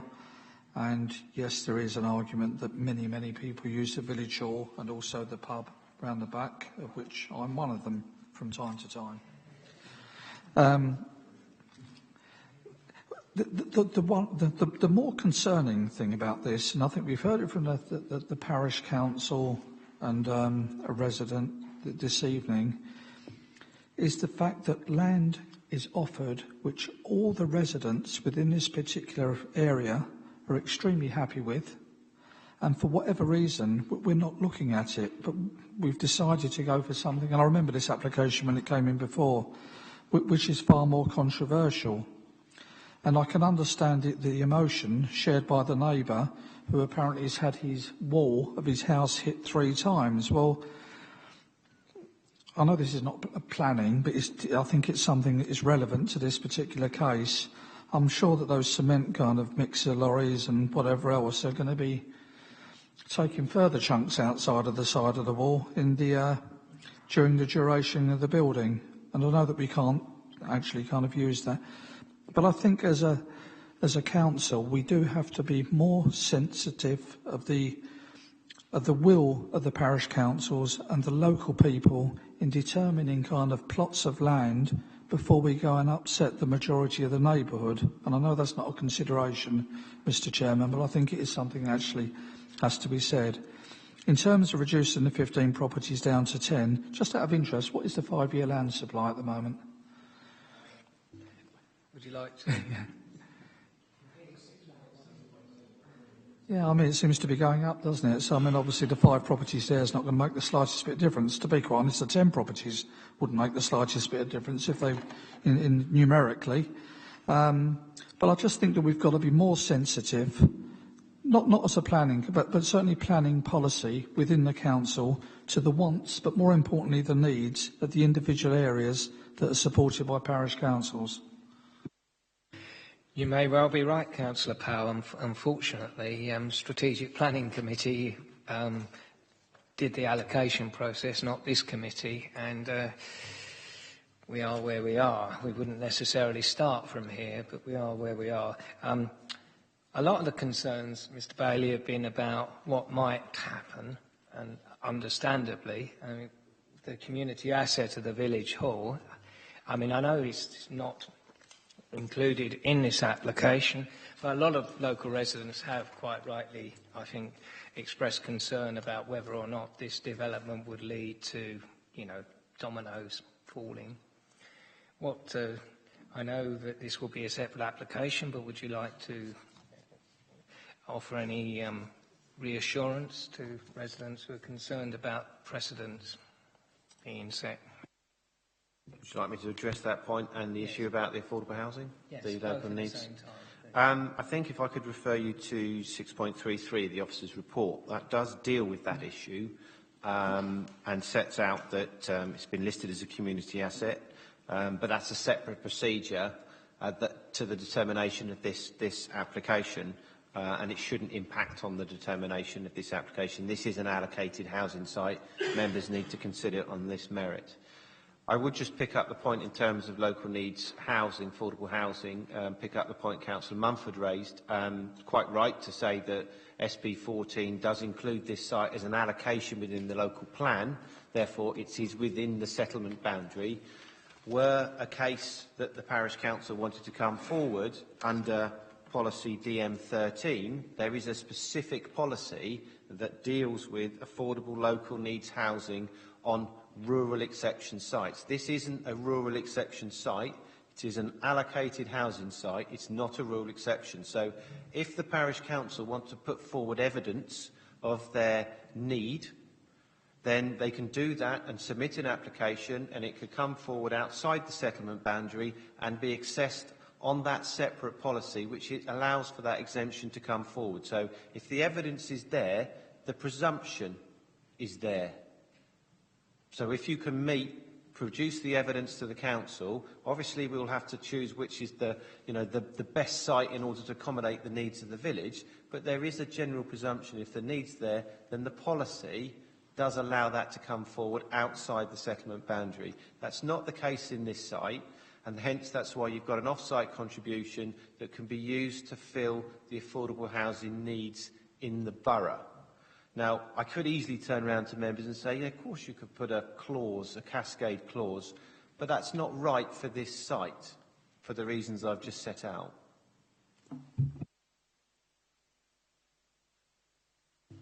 Yeah, thank you, I think.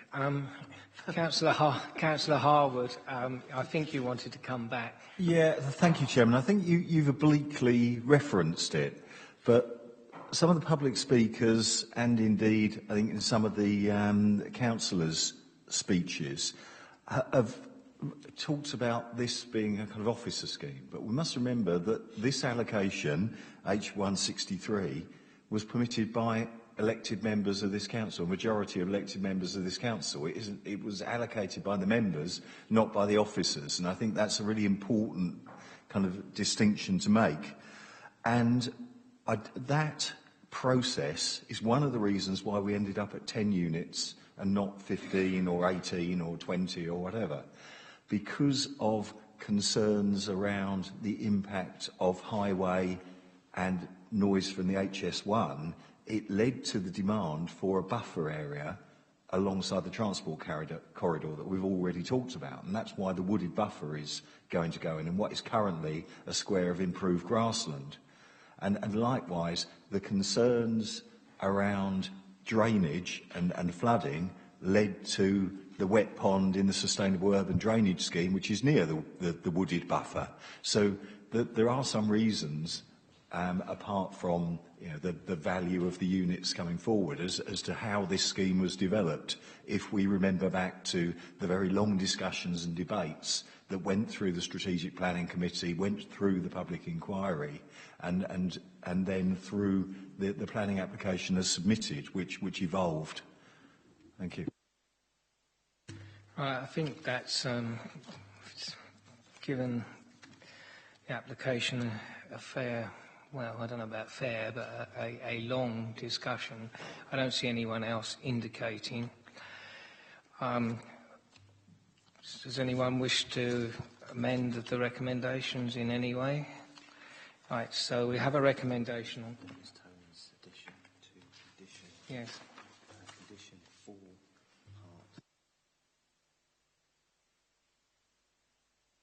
part. Yes.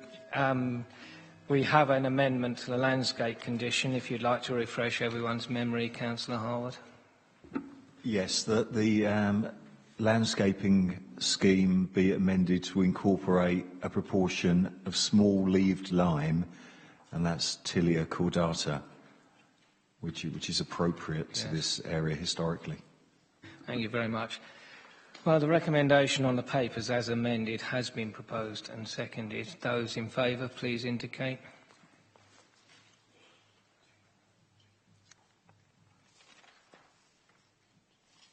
Those against? Any abstentions? No, that application as amended is passed.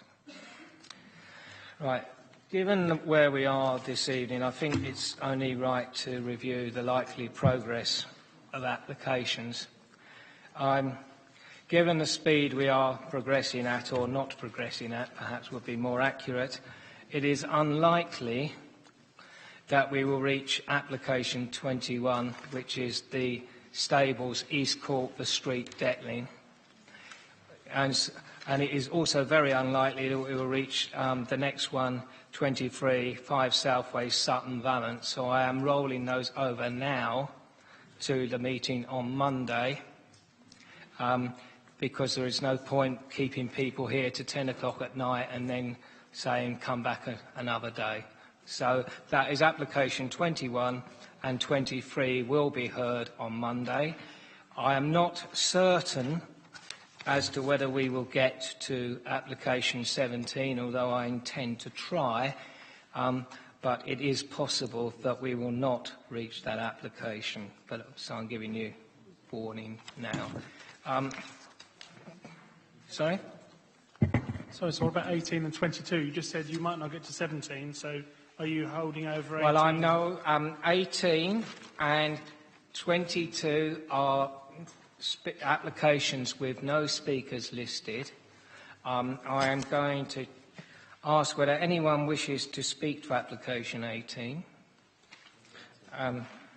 which is 5 Tunbridge Road, Maidstone, Kent, which has been... Yes? Does anyone wish to speak to that application? Have it introduced. In that case, there is a minor update, I believe. I will just check that. There is an urgent update. I will move the recommendation on the papers with the addition of the urgent update. That's proposed, seconded Councillor Bolton. Those in favour, please indicate. That is approved. Unanimous. 22 relates to the same site and is similarly, well, I don't think controversial. I'm just checking whether there is an urgent update on that.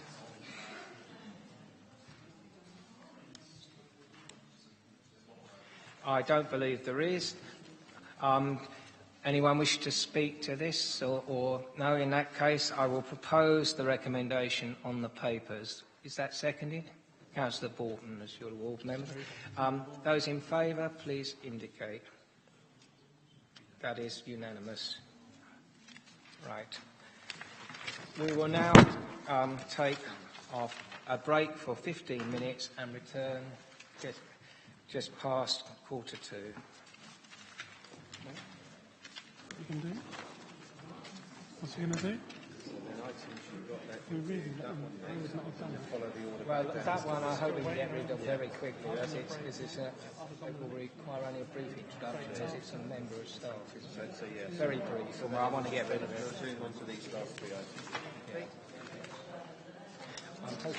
I'm hoping Mr. Bennett stays, and then I get to the point where I say you have to go. We've done 13, haven't we? So also you want the enforcement report to go over to the next? Yeah, Marion Geary, I'm a Principal Planning Officer in the Major Projects team. Just been here about 6 weeks now, so my first committee. So it's been quite interesting. Welcome aboard. Right. Well, yes, you might well say that, Councillor Bolton. I sometimes wonder. I'm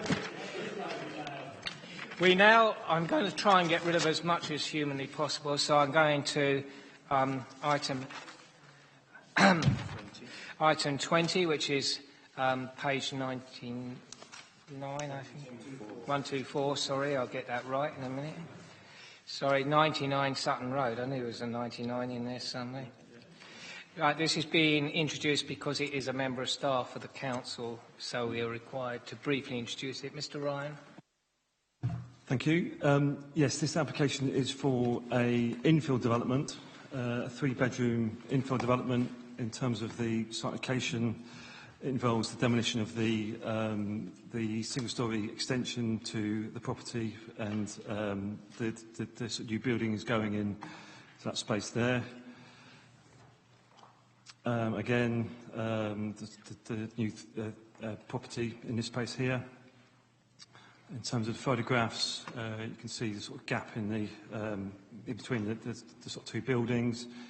Just moving along, sort of face-on photograph. Again, sort of the single-storey extensions being knocked down already.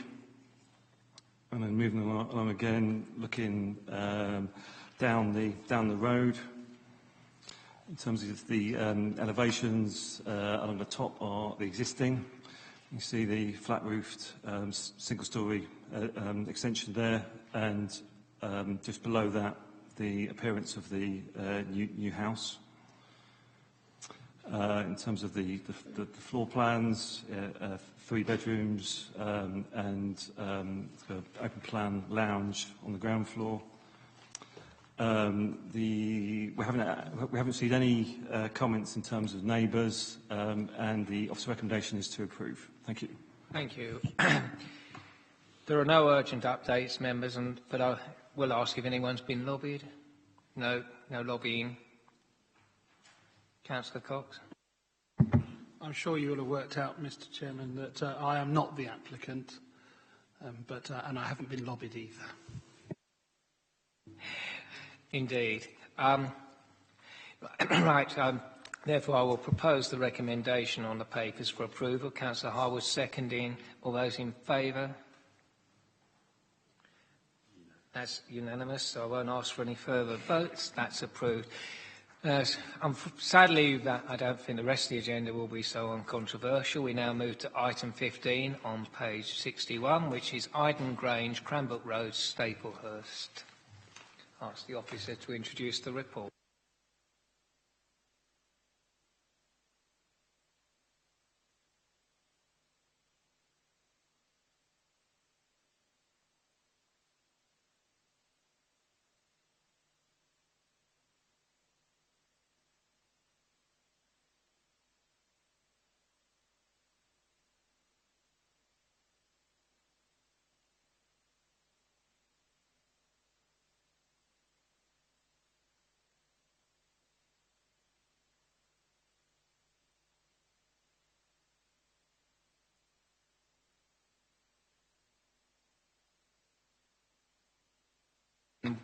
Whilst Mr Ryan is doing that, I will direct members' attention to the fact that there is a reasonably lengthy urgent update on the papers. Thank you. This application is for the demolition of the existing B8 buildings on the site, and the provision of 5 detached dwellings in their place. The site is in the open countryside on the east side of Cranbrook Road, which is on the left-hand side of this image. It's half a mile from the south of Staplehurst. The application includes the long access road from Cranbrook Road. In terms of the aerial photograph, the buildings on the northern part of the site are to be retained, and part of the building in the centre of the site. The large existing farmhouse is a 19th century half timber frame building with arts and craft design. To the east of the farmhouse is a converted coach house. A Kentish timber barn is the building in the middle. That has a previous permission for conversion. The actual remainder of the buildings are Dutch barn style and tin shed, former agricultural buildings which have much more recently been used for storage of historic vehicles. There's a watercourse which runs along the southern boundary as well. This image shows the buildings on the site to be retained, and they are in green along the top, part of the building in the centre. The buildings are in red are existing buildings to be knocked down, and then the proposed new dwellings in the blue. In terms of the proposed layout, you see the actual retained buildings on the northern part of the site, and the sort of new 5 properties along the east and south of the site.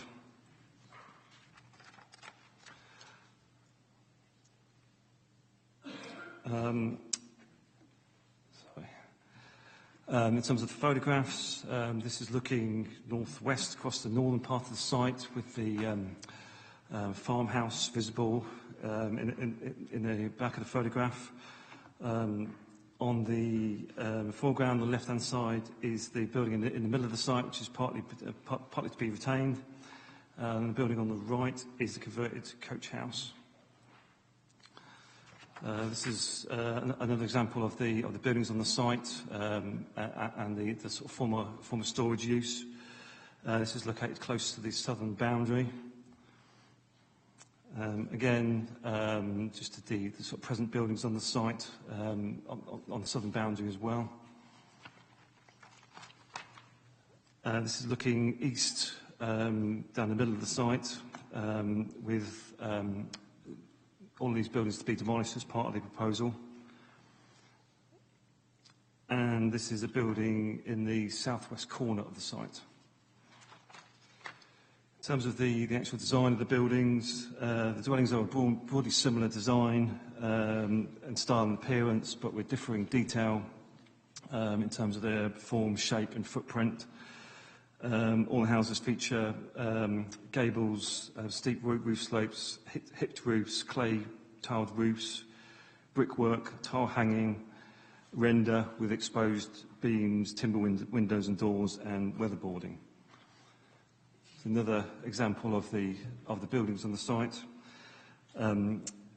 The policy DM5 is relevant to this site. It is considered that the proposal will bring environmental and sustainability benefits. The proposal will result in the betterment of the site, and that's considered an exceptional circumstance under policy DM5.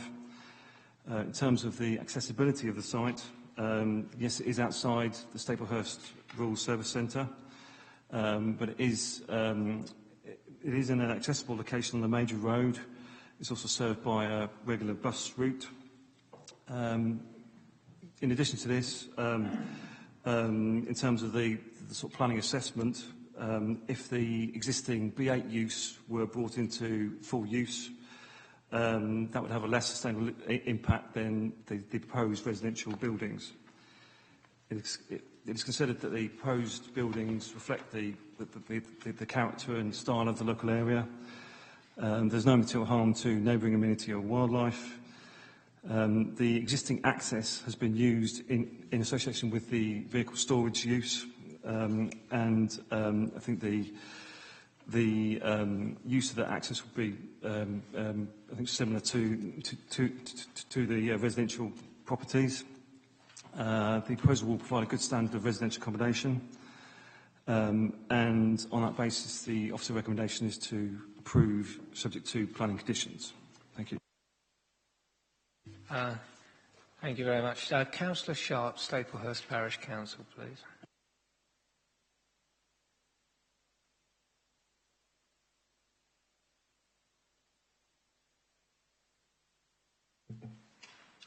Good evening, Chairman and committee members.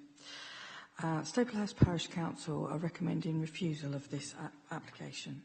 There was some local objection to this development, and Staplehurst Parish Council has raised several concerns about this application. Firstly, the development would be outside the village envelope, which is against Neighbourhood Plan Policy PW2 and is within the countryside as defined by Maystone's adopted local plan. It is not an allocated site. We continue to be concerned that the access and exit would be hazardous as there was no suitable footway provision in the plans. In an effort to encourage walking or cycling instead of car use, it would have been reassuring to see a footpath for that reason alone, let alone the fact that residents would at some point walk down that road and have no safety from vehicle, as far as I'm aware the application stands. We are not totally convinced that there is a positive impact on the area, as this would be creating an increased impact regarding travel and the traffic to and from the site and the use of traffic onto the main road. It's a small-scale development with no affordable housing, and it's another example of a development that will only give an opportunity for a select few with no provision for what's really needed, the affordable housing. Once again, no consideration is being made towards the local amenities that are getting smaller and smaller within Staplehurst. We now have no bank. You mentioned the buses, but they're few and far between and not very reliable. And this actual development is at the extreme other end of the train that you talk about.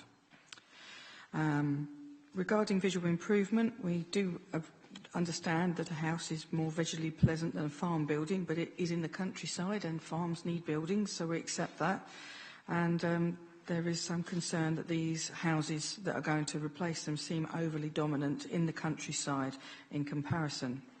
We also feel that this is a change of NBC policy, as a similar smaller scale Aidhurst Farm at Oast was refused. It was outside the envelope, and it was stated by NBC last year that in this instance the application is fundamentally contrary to the provisions of the development plan and the NPPF, and these were not considered to be any solutions to resolve this conflict.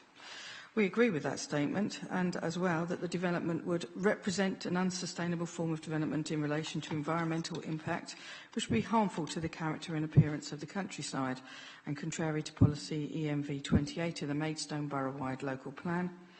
Various policies, SPU 17, DM1, DM3, DM34 of the local plan, and in advice in the National Planning Framework, the planning should support sustainable development and recognise the intrinsic character and beauty of the countryside. So we recommend refusal. Thank you for listening. Thank you. Very good timing, by the way. Mr. Court for the applicant, please.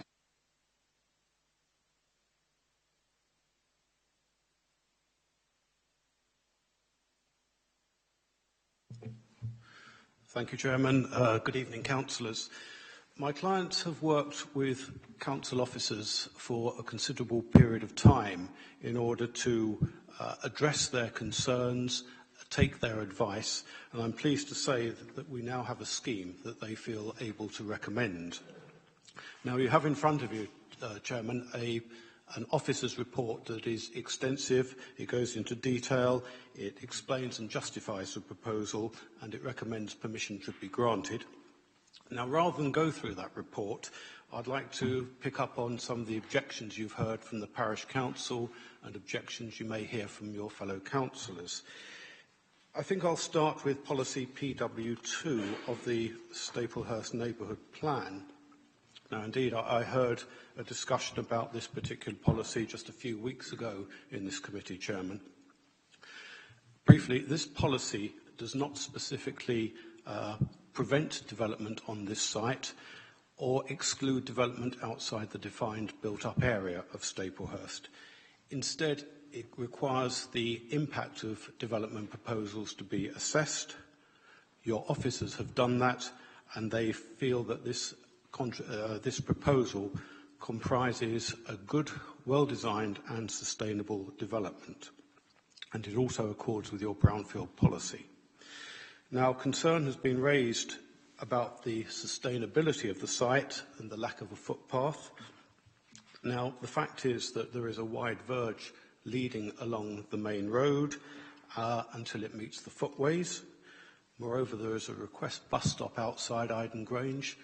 My client, the applicant, does have a bus pass and tells me that you can alight there. It is a request stop. So I don't accept it is an unsustainable location. Indeed, Chairman, there have been other developments outside the built-up area of Staplehurst. Woodford Farm, that's a considerable distance to the north. That was an appeal that was upheld by an inspector. And you've also heard about Aidhurst Farm, which in fact the Parish Council recommended should be approved. Chairman, we've also heard about the need for housing in the borough. This provides much needed housing on a brownfield site. It's a windfall element. It's an extra 5 houses towards your overall requirement, and we've already heard concerns about that. It will result in environmental improvements, ecological improvements. It accords with national policy. It accords with your own borough policies, and I believe it accords with PW2 of the Staplehurst Neighbourhood Plan, and therefore I would ask, Chairman, that you grant permission. Thank you. Thank you, Mr. Court. As I said, there is an urgent update. I hope members have the opportunity or will take the opportunity to read it, because it is quite significant and adds a number of proposed or amended conditions. Can I take declarations of lobbying at this point? No one been lobbied? Oh. We'll take that as a declaration, Councillor. I'll take it as a declaration. If only for your own protection. Now, as I'm talking to you, Councillor Perry, as you are indeed one of the ward members for Staplehurst, would you like to comment at this stage? Yes, with pleasure. It's interesting, an earlier planning application we discussed talked about 5 less houses, and here we're talking about 5 more houses, because this is not in the neighbourhood plan, it's outside it. The applicant talked about much needed housing. Well, I would respectfully remind him, we've got 700 houses coming into Staplehurst. I don't really need reminding that there's much needed housing in Staplehurst. So I don't think that is a very good argument at all. I do support what was said by Councillor Sharp. I think she covered the main areas. This is not in our neighbourhood plan, and I think it's very important. Policy PW2 is interesting, and I accept you can interpret these which way you want, actually, depending. But let me read out something very quickly in here, which says, the neighbourhood plan strongly supports the protection of the wider countryside outside the areas identified for new development. And it refers to that. There is therefore a presumption against the development of any land other than those sites identified as suitable for development within the neighbourhood plan. There are only 2 sites in the neighbourhood plan that have been identified. This is not one of them. And we cannot keep asking for more and more houses, a sort of drip feed into Staplehurst, when we've got 700 houses and we've got pressures already on the infrastructure in our village, and we already know there are traffic issues at the crossroads in the village that are pretty well at capacity. The other thing I would point out, we've rejected developments in the Marden Road, which were also outside the village envelope, and that was one of the reasons, and this is outside the village envelope.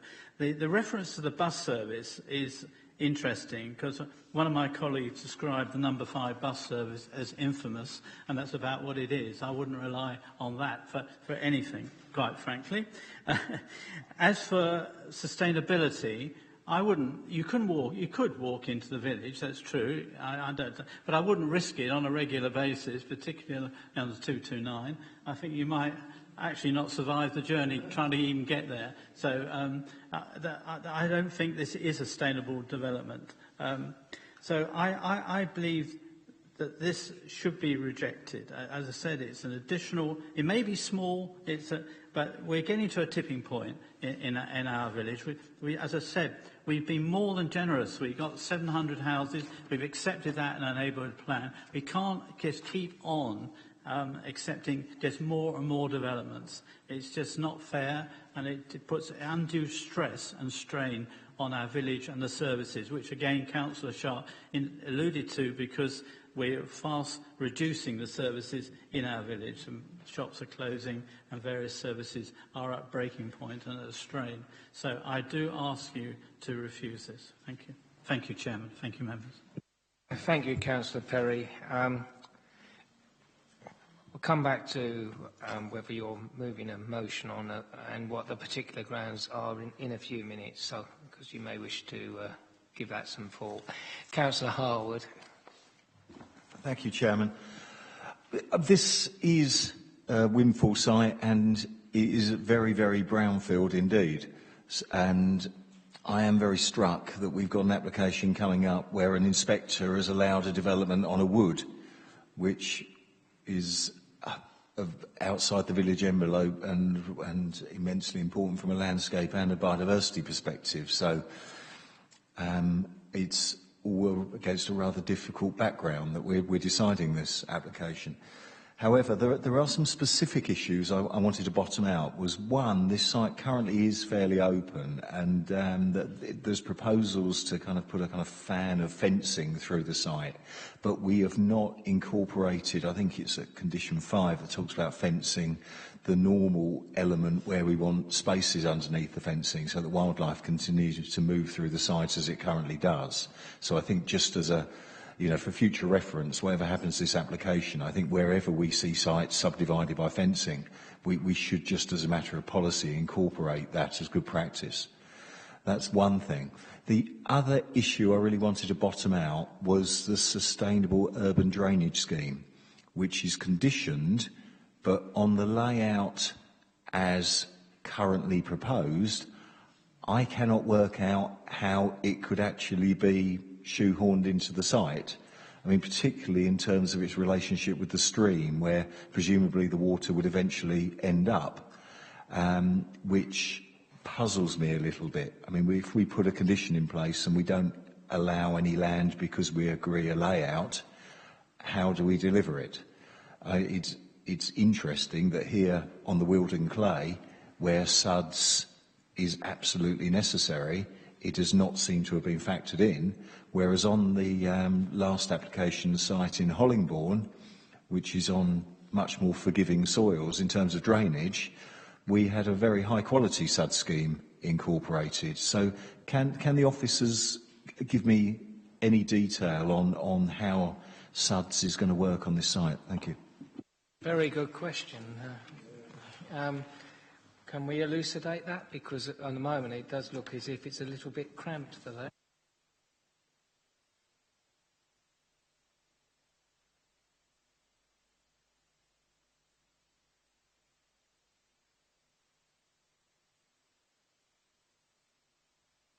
I think in terms of so it's actual locations on the site for sort of ponds. I hate to say this, but we actually do need to know where it's going to go because it will actually fit.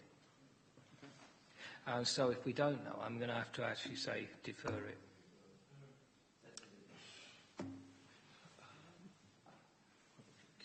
Yes, you can, of course.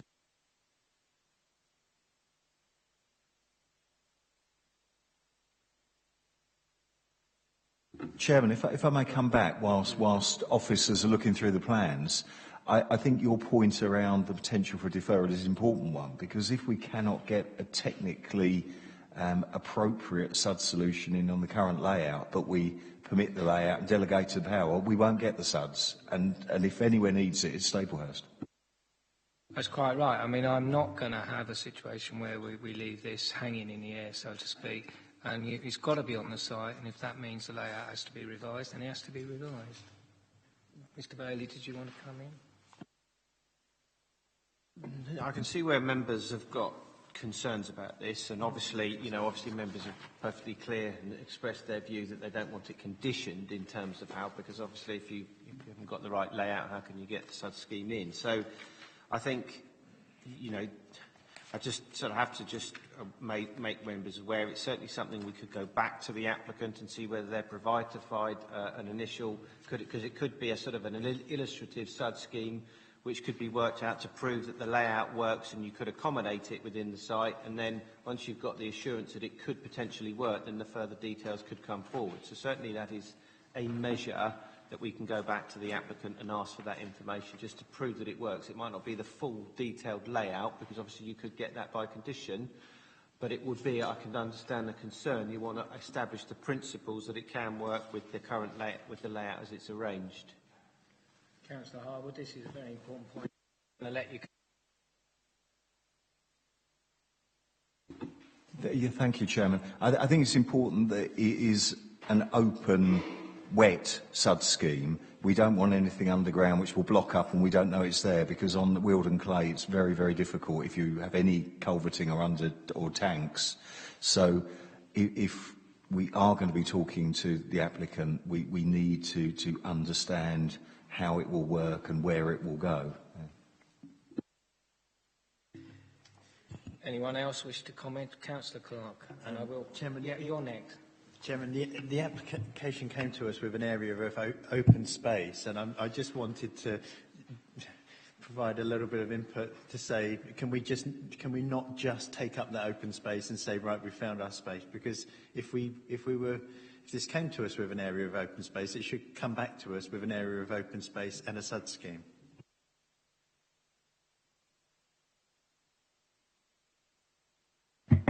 Quite a simple question. Is this site on a brownfield list? We have a list of brownfield sites, I believe. Is this on it? Because if we're looking to find a reason to turn this down, yet it's on a list, a brownfield list, then I think that's going against.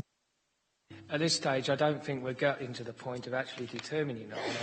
I think we need to know, because it's so important, that sustainable urban drainage can or cannot be incorporated on this site.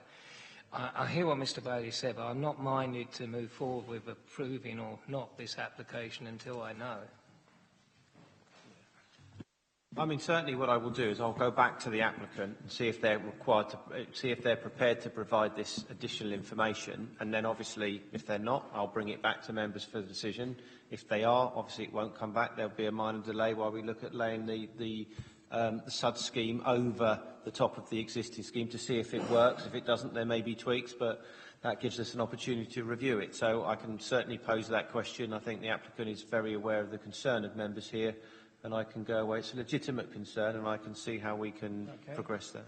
On that case, before we vote on the deferral, is there any other information members need? No? In that case, I will defer. It is proposed to defer. Other than perhaps the redesign of the boundary fencing to fit in with our usual approach. I knew there was something. Thank you, Councillor Harwood. Right. Those in favour of deferral for those two reasons? Thank you. That's everyone, so no further vote needs to be taken. Right. We now move to item 16, page 79, which is in the ever-busy parish of Yalding, land at Mount Avenue, Blunden Lane.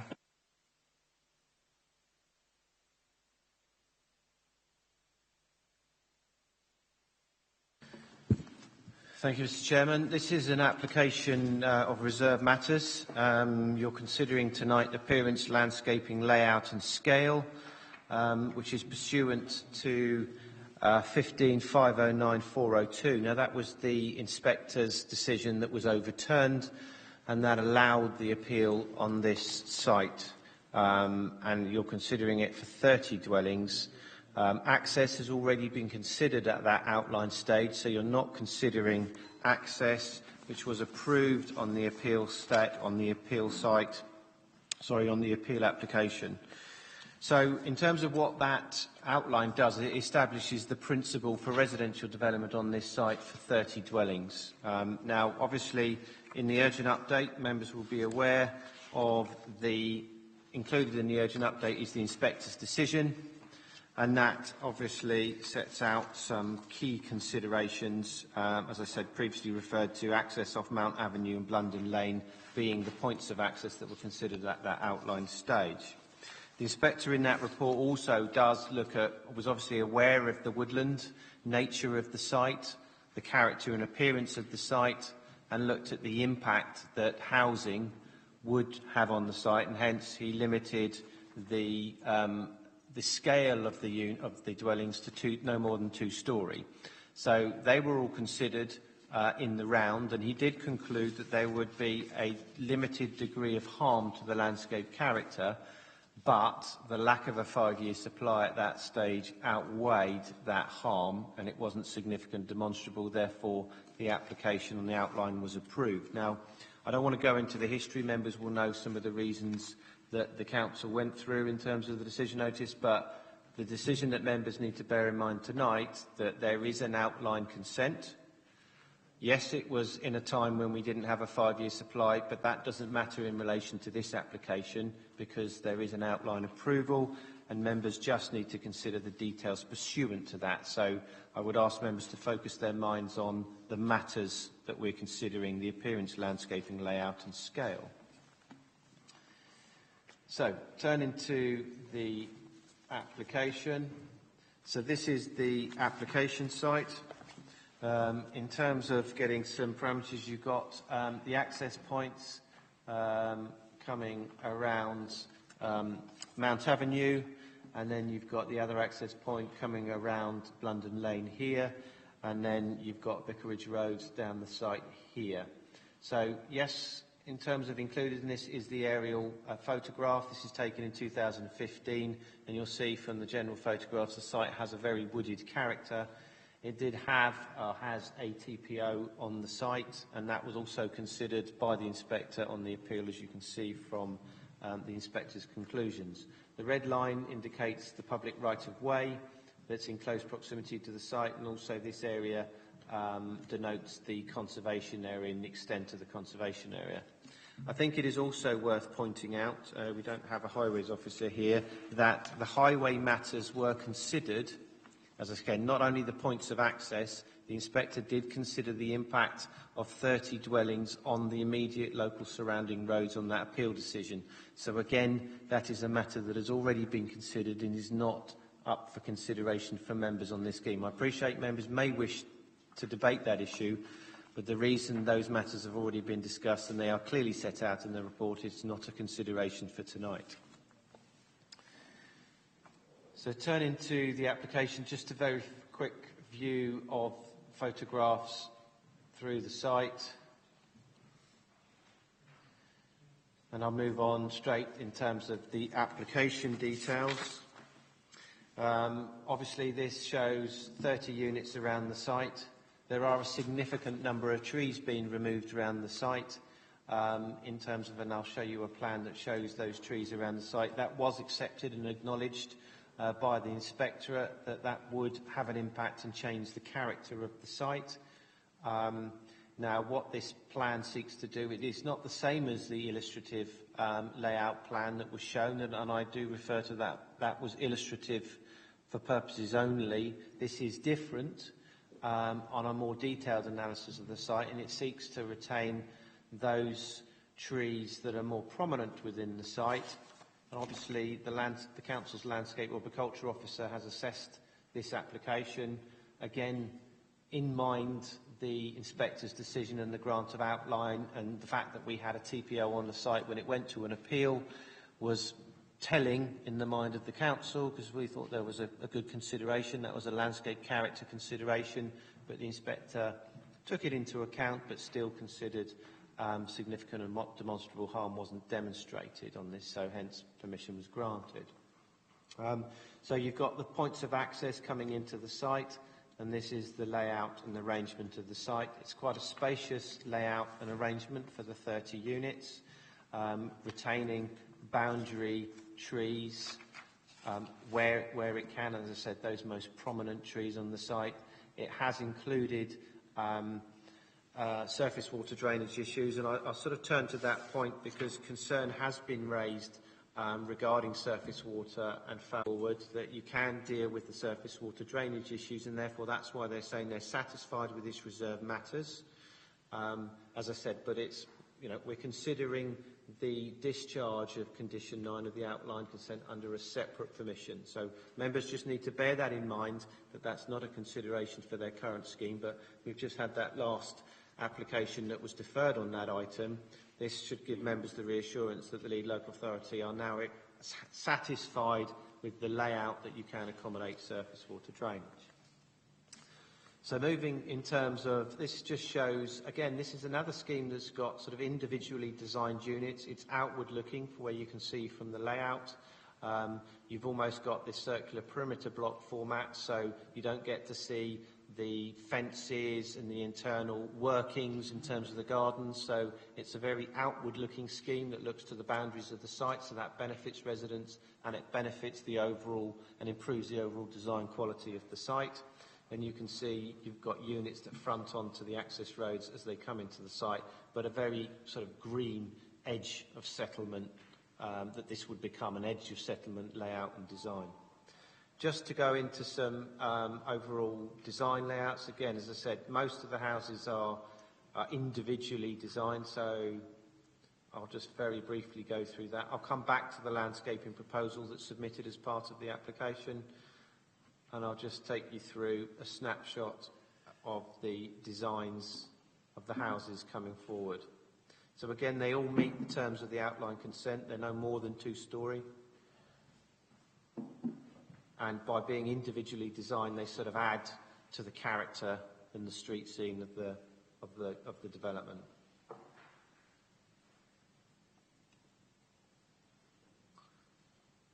So you've got a street scene section, and again, the sort of individuality design of the units does come into play in this issue. So I would say in this particular point, it's not a standard large-scale housing development coming onto this site and then plonking their standard house types onto this area. I think a lot of thought and effort has gone into looking at individuality designs that's befitting this locality. This just shows the sections through the site in terms of this one over here, across here, and this one here, showing that sort of how the spacings within the site add to that overall character. I did refer to the fact, and not hiding from the fact, that a significant number of trees being removed from the site. Members would have now read the urgent updates that showed that. The inspector acknowledged it, that by removing of significant areas of woodland, you will open up the views to the site, both from the public rights of way and lower down. Notwithstanding that, that's why the inspector acknowledged there to be a limited degree of harm arising from this. But again, I have to unfortunately go back to the site that the significant and demonstrable issue came into play at that time. So what this does show is the retention of those boundary trees, and this then effectively becomes the edge of settlement. So in terms of design and layout, I think this is the appropriate way to go forward, where you're sort of keeping the developments closer to the existing village core, and then you're allowing that sort of landscaped character area towards the edge of the set, which would now become the edge of the settlement. I'll just go back to the sort of landscaping plan that's submitted. Again, as I said, comprehensive landscaping plan has come forward, and again, I think this just indicates the level of development against the site area and what's, in terms of buffer areas that have been trying to be created around this area to soften this impact. So again, I think a lot of thought and design has gone into the landscape character layout, and that's set out in the details before us. So I think that's the end of my presentation. Again, just ask members to take into mind that this is a details pursuant. You are only considering layout design. Key concerns about surface water drainage. Whilst you're not approving that condition on the outline scheme as part of this, the applicant is working hard to address those matters, and you have now the lead local flood authority who have confirmed they have no objection to the layout, which says that they've got no issues with the layout of this layout. So in effect, you can come up with that sustainable urban drainage system that will work on this particular site. So I think wrapping all those issues, again, you're not considering highway matters and the impacts on the access points and on the surrounding road network. So therefore, on that basis, you will see the officers have set out limited conditions, because they are set out mainly by the principal outline consent, and the application is recommended for approval. Thank you, Mr. Chairman. Thank you, Mr. Bailey, for that comprehensive report. Councillor Brown, please.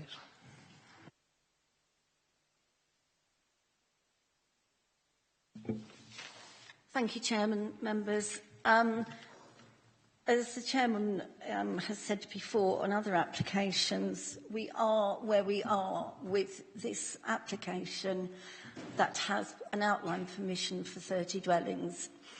And what we're asking you is just to look at a few points to help to make this site safe during construction and afterwards. Chairman was talking about surface water drainage, but we're back to what we had with H67 on Vicarage Road that you looked at in November, where Southern Water have stated quite categorically there is no capacity for the removal of the foul water. And what we're asking is for a condition exactly the same as the Chairman took legal advice on last time, that no development shall commence until that drainage strategy has been proposed and agreed. The other thing that we are very, very concerned about is the movement of traffic during construction. If you come to the village at the moment, it's chaotic and at a standstill at times, with the large HGVs delivering materials and machinery to the Vicarage Road site. And we're concerned of the access into and out of Blundon Lane. And we would like to see a robust transport strategy in place during construction and for it to be looked at to actually make sure the lorries can get in and out. With reference to external lighting, we are a dark village and we like being a dark village. And when I say the new estate, I'm talking about the rest of Blundon Lane and Mount Avenue that was built in 1964. There is no street lighting on that site at all, and we would prefer to keep it like that. There's no street lighting very much on Vicarage Road. And the other thing I'm not sure we can do anything about is we are very concerned at that footpath that is shown on the plan coming out onto Vicarage Road. It comes out at the narrowest point with no footway. It's encouraging people to walk to the school along Vicarage Road when there is another safe footpath further down. And it's also, we think, going to be a lovely hidey hole for some of the scallywags that we have floating around the village at the moment. So, members, we know where we are. We know that this has to have approval, but we would just ask you to look at those few points to help us. Thank you. Thank you very much, Councillor Brown. Mr. Bland for the applicant, please.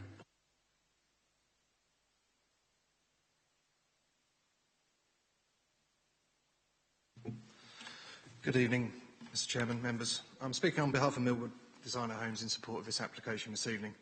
We thank the officer for their comprehensive report and wish to make the following points, which I trust address the matters raised by the Parish Council. In terms of foul drainage, following submissions, we've sort of had a change in terms of the drainage strategies, and under the new legislation that came into play at the beginning of this month, infrastructure charges are now applicable to the site, which we will now be paying directly to Southern Water, and they will be obligated to now upgrade all off-site infrastructure to deal with any insufficient capacities within the network. That deals with the foul drainage. In terms of the construction access and vehicles, Condition 7 of the appeal decision actually deals with that element, and we have already submitted details to your council regarding traffic movements, etc. And finally, on the footpath access onto Vicarage Road, we actually haven't proposed that as part of this latest application. Now, I know the land goes down to Vicarage Road, but there is a third-party land issue at the end. We have no rights to access directly onto Vicarage Road, and we have no proposal to actually open that up and offer that as an access through. So that is intended to be retained and closed and not offering us an opportunity to access. If I can just go back on some other points. I mean, the application you see before you is following an extensive reassessment of the site involving resurveying of the trees, further ecological surveys and additional landscape. The layout is a result of a very detailed review of all these matters, and it ensures that trees of greater quality and amenity value are retained in larger areas of open space and woodland to that was shown on the illustrative plan submitted with the appeal. This approach has been supported by both the tree officer and the KCC's landscape officer. We've had pre-apps with your planners, and we've dealt with all the issues that they've raised. And I'd like to point out that we are providing 12 affordable houses on the site as well. And the houses will be provided with energy, PV panels, electric charging points, all matters that address the appeal decision. So we hope that members can recognise the considered approach we've taken in designing this high-quality scheme and follow the planning officer's recommendation to approve this application. Thank you. Thank you, Mr. Bland. Looking through the schedule of appeal conditions, Condition 7 is a construction management as opposed to traffic management, but it does sort of overlap. So it's about wheel washing, construction vehicles, etc., what one would normally call a site management strategy rather than a traffic management strategy. But as I say, it addresses many of the same issues. Would you like to comment on the other points? I think the first one, in terms of the drainage, is actually pursuant to the outline application, but nevertheless, if you could address it. Yeah, I think the applicant did raise that particular point. Obviously, condition 9 deals with the foul and surface water, and that is a requirement that would need to be discharged as part and parcel of that scheme, and it's not a consideration that members could consider now. I know it's something that you'd like to take into account. I think the issue that I've tried to give you is the assurance that the Lead Local Flood Authority have now said they've got no objection in terms of those details, so it indicates that everything is moving in the right direction, and certainly the layout is acceptable to them. With regard to lighting details, now obviously you've got condition 22 on your that you can see in terms of lighting detail. My intention would be, in terms of that relating to the housing that would need to come forward, I mean obviously in terms of proposals for adoption of the road, my assumption at this stage is the fact that those different coloured areas will look at what parts of the road will be adopted and which won't. That would then dictate who gets involved in terms of KCC, because they have a tendency to insist on external lighting columns, and the problem is we have no control if it's proposed for an adoption for a highway. So, you know, those issues, whereas the internal circuit, if it's looking for a non-adopted road, obviously those requirements could quite clearly be set out, but at this stage I don't know exactly what is proposed for adoption, what isn't. So in terms of the lighting, I suppose that members, if they were minded to go down that route and follow the parish councils, they could put an informative on the reserved matters to say that, you know, there's a clear indication that members would not wish to see you know, street lighting put on any adoptable public road or any unadoptable roads. But again, that's something that members may wish to consider. Construction traffic, Chairman rightly pointed out, condition 7 does deal with the construction traffic, and again, this is, as I said, this is a details pursuant, so the planning permission, as members will be aware, is the outline which holds the planning consent and the conditions. This is purely a details pursuant to that planning permission. So that's where, you know, on the outline consent is where all the conditions effectively sit.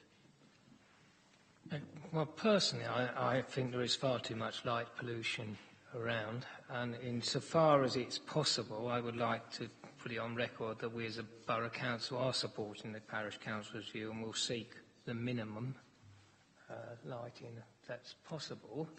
I agree, I accept that we don't have complete control as a highway authority, but at least we can try to do what we can, and I think we should have an informative to that effect. Can I just check where we are with this footpath? Because unless I got it wrong, the applicant was actually saying they weren't proceeding with that marked footpath.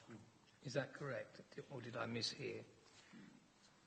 No, Chairman, I think that's my understanding. Obviously, the red line goes down to that area, but obviously, you know, there is a land control. I presume there's a ransom strip across that area.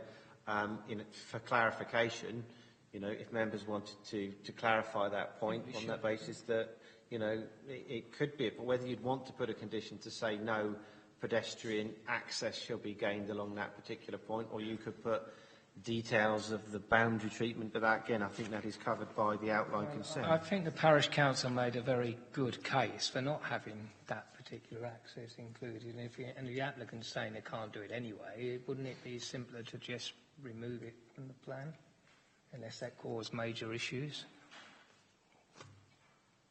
In terms of what I'm looking at, you're talking about cutting out that particular site from the red line boundary plan.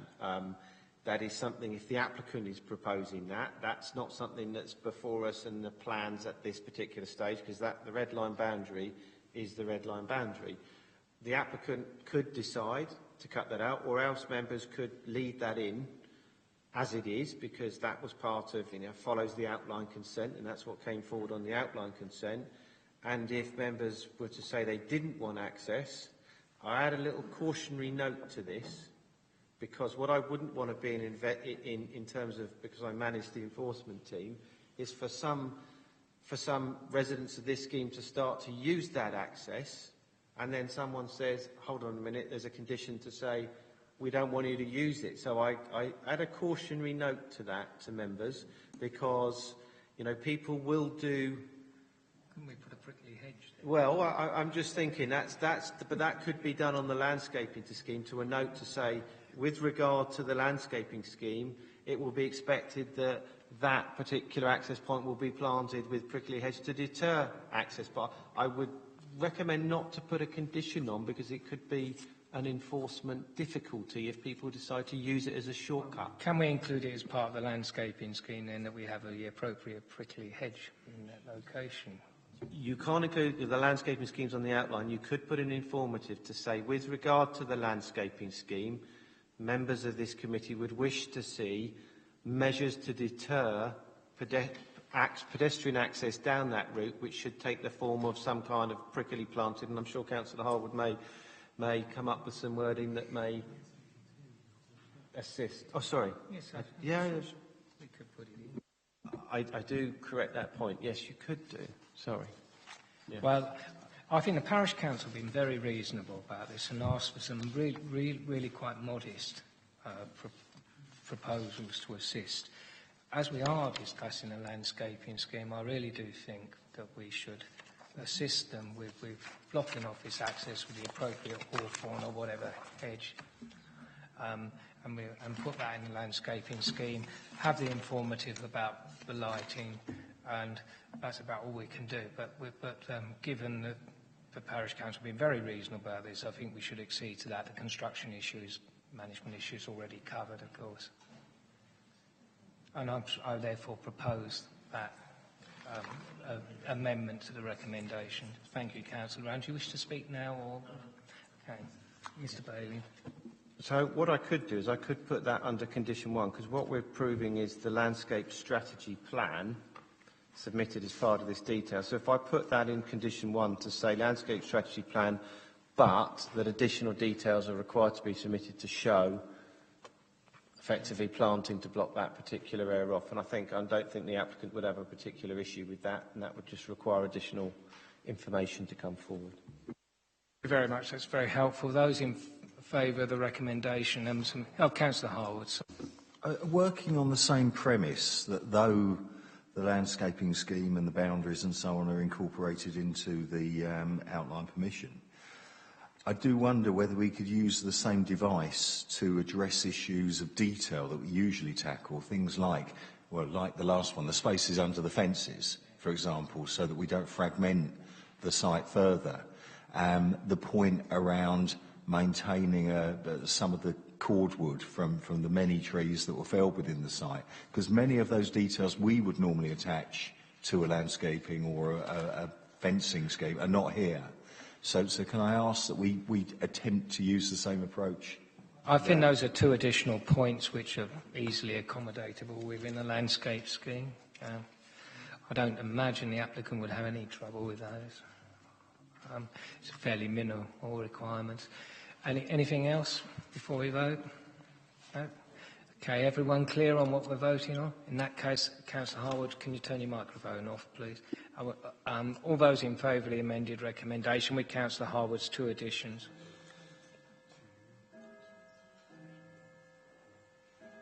Those against? Abstentions? That's 3, I make, unless Mr. Bolton's voting twice. You're scratching your head there. All right, that amended recommendation is passed. Right, we now move on to item 17, Maple Leaf Garage, Ashford Road, Hollingbourne, page 86.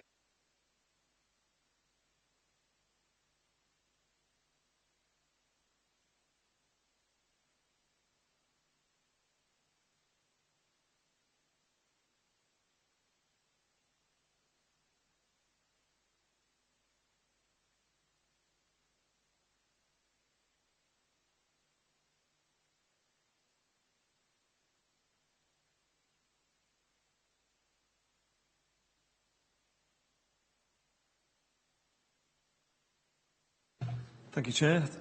This application is for the demolition of the existing buildings on the site. and the construction of a new headquarters building. The application is roughly rectangular in site on the south side of Ashford Road, close to junction 8 of the M20. The site is in the countryside and designated as a landscape of local value. The main building, the existing building site, is on the eastern half of the site, which is an unfinished structure clad in aluminium panelling, which houses offices, storage and workshop for car repairs. The site is divided in two by palisade fencing, with the western half of the site used for car sales.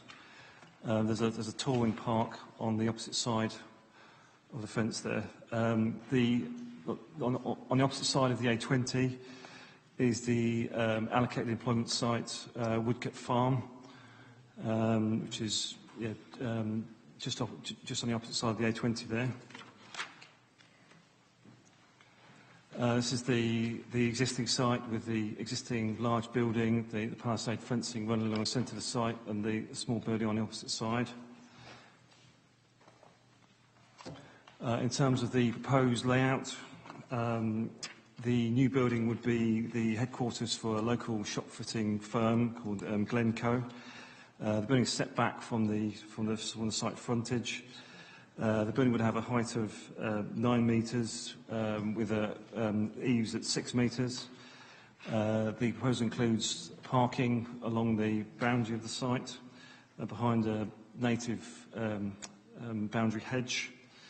The proposal increased employment on the site from the existing 3 staff to 30.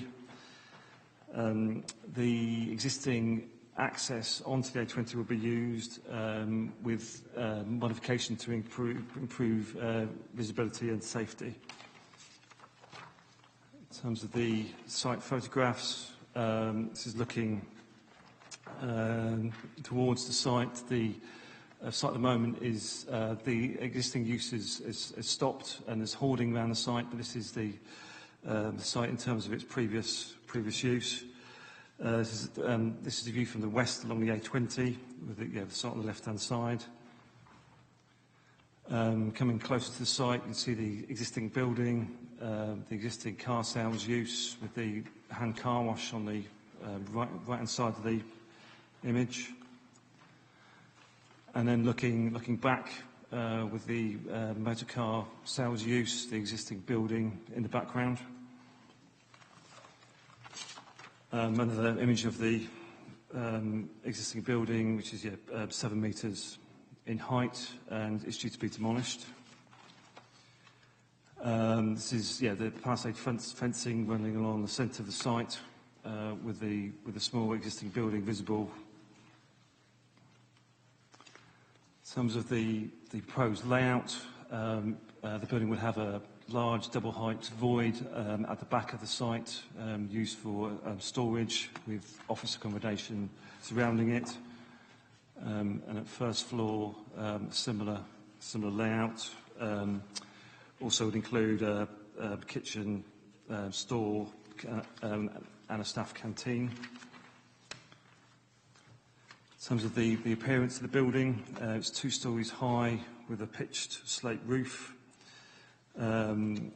This building would rise to 9 metres in height, so 2 metres above the height of the existing building, with eaves at 6 metres. The proposed facing materials include Kent ragstone, local multi-stock brick, and the vast majority of the side elevations would be timber framed. The first floor of the building would be recessed, which is proposed to be a sort of planting area. The application provides a chance to actually improve the visual appearance of the site above what is at the moment. It would not cause visual harm to the countryside. And in relation to parking and highway safety, the use of the access would be similar to the existing car sales use.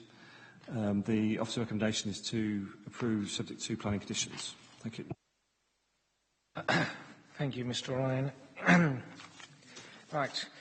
Sadly, it seems Councillor Garton has had to leave us, so proceed immediately to Councillor Bennett of Hollingbourne Parish Council. So.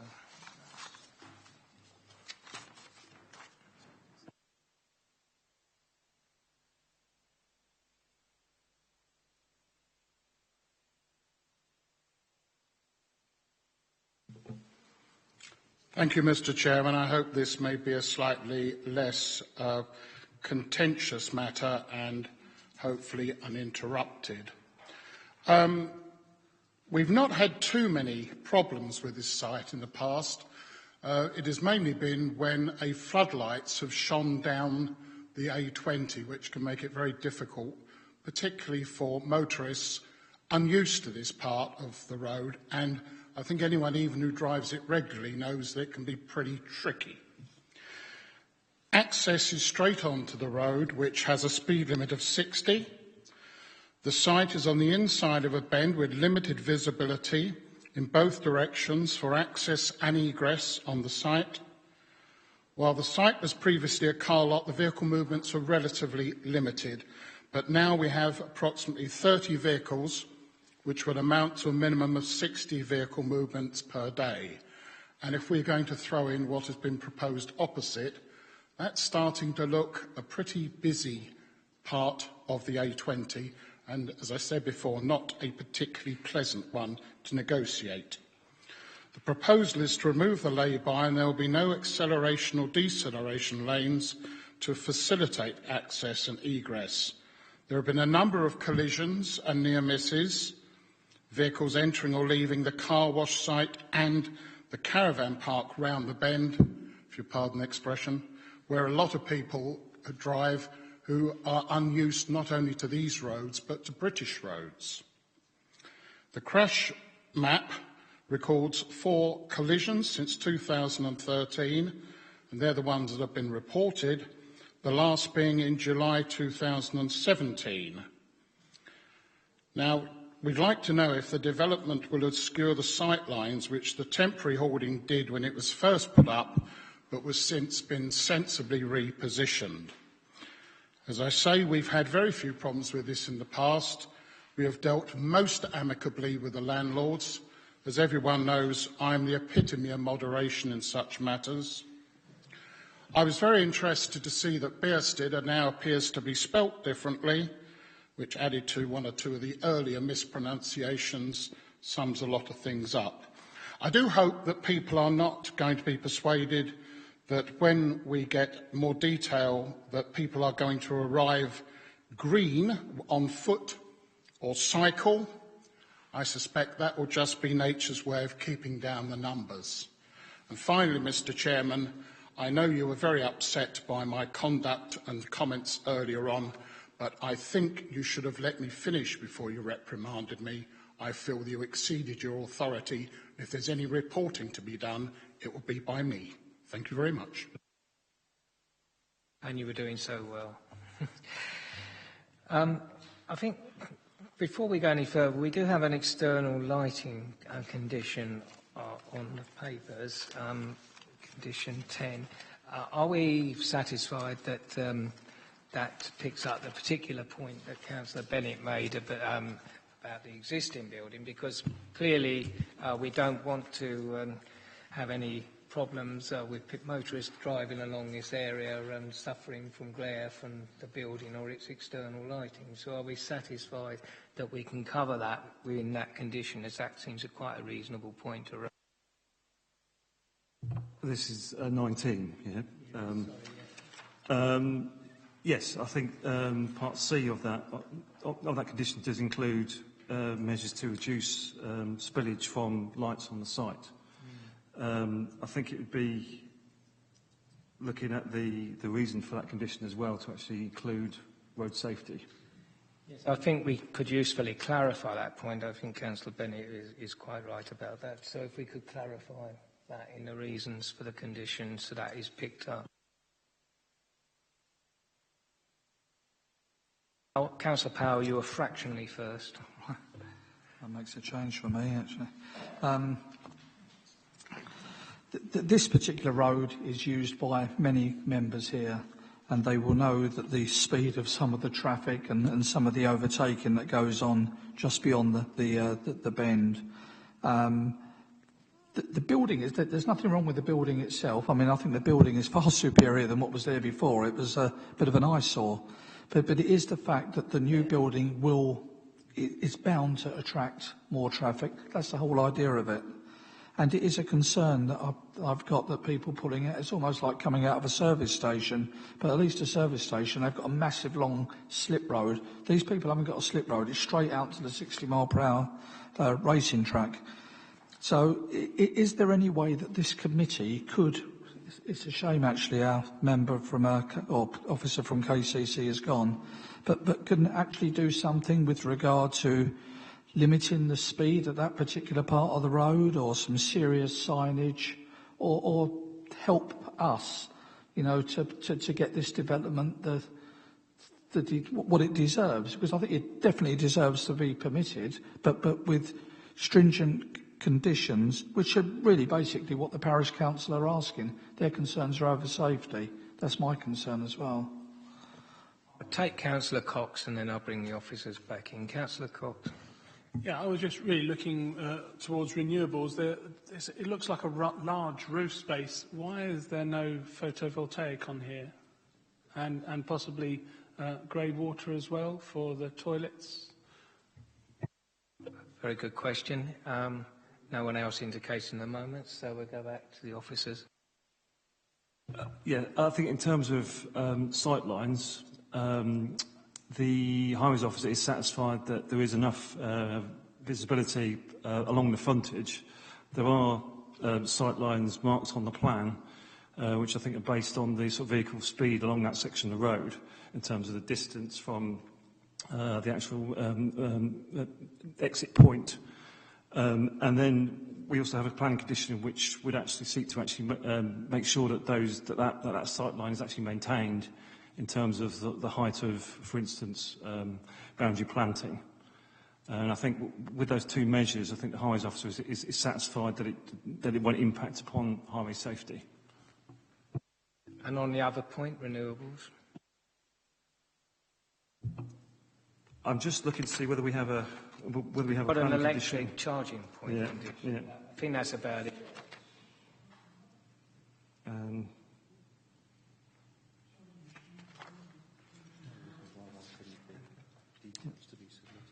Yes, we can add a condition which asks for details of PV panels, for instance. Yeah, that's fine.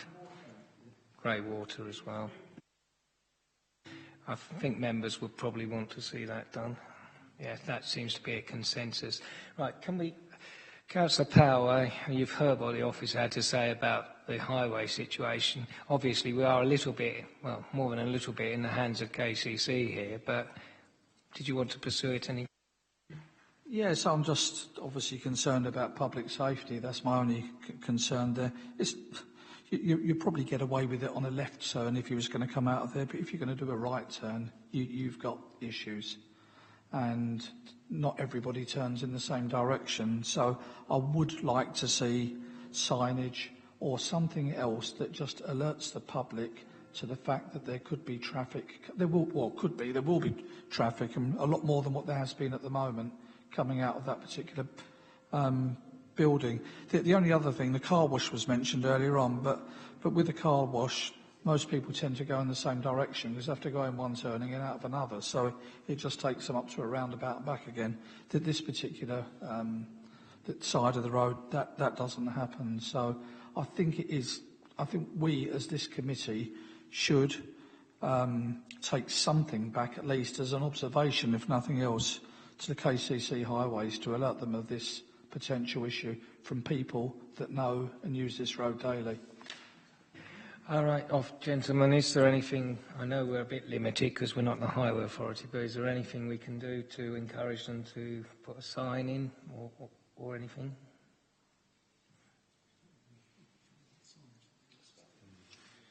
The difficulty we've got as Chairman specifically raised, is we're not the Highways Authority, so we can't insist, and they have standard signs to go on the public highway. So we can't insist and impose a condition. It would be ultra virus if we said you must put a sign up on the highway, and we've got no authority on it. In terms of informative, again, they'd have to have a standardised road sign. In terms of informative, to say, you know, concern was raised, I mean, because there is an improved visibility occurring at the site entrance vis-a-vis the existing situation, and I get the member concerned that potentially there's going to be an increase in employees. Well, clearly there is, but it's a lawful sui generis use. I call it sui generis use. Different people call it different things, but we all have our own interpretation in planning. So I think it's difficult. Now, if members decided to put an informative on there, to turn around to say, you know, there is a concern about the speed, members of this committee would encourage the applicant to have conversations with KCC Highways about signage to alert, and then it's just members' advice, and I think that as an informative, it's an advice note, and it's encouraging to say, could they look at putting the sign? I think that's something that you could do, but I don't think you certainly couldn't put a condition requiring them to put something up. I think members have listened to what the Parish Council had to say. We're limited to what we can do, but we need to do that at least. Is that? Yeah, no, I'm more than happy. And in fact, that's exactly what I was saying. We haven't got the powers to do anything, but obviously as a recommendation in the name of public safety that this committee would like an informative. Yes. I'm going to put that to the vote because it would help to get the maximum support. All those in favour of having such an informative, and if we could record that that was unanimous, which might help. And we give... Sorry?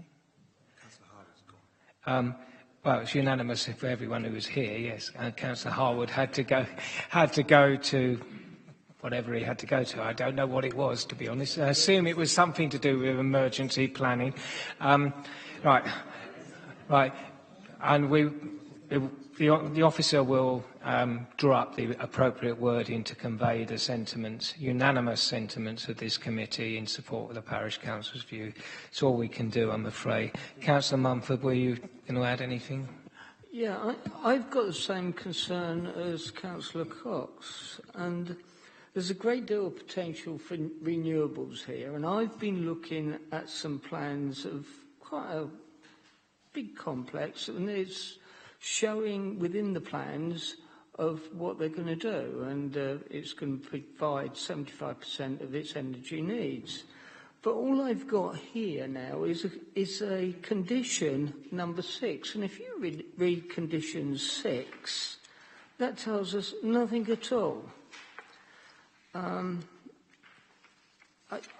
would like to see the applications come forward and for them to have already thought about it and tell us what percentage of their energy needs are going to be provided in low-carbon source renewable energy.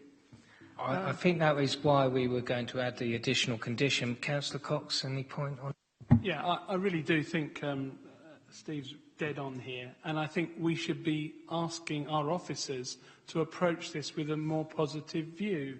And when they're talking at pre-app or even setting out, welcome to Maidstone, if you want to build something here, we would like to see you with this long list of looking at renewables, looking to contribute to our standards, what we expect here, and not just seeing what they're going to do and if they bother to put something in.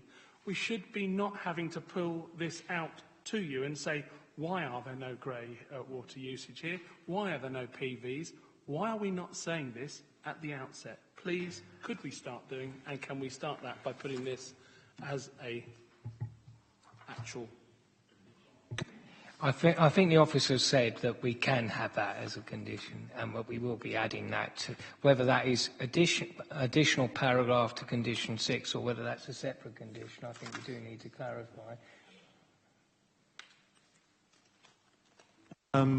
Yeah, I think personally I would put it as a separate condition.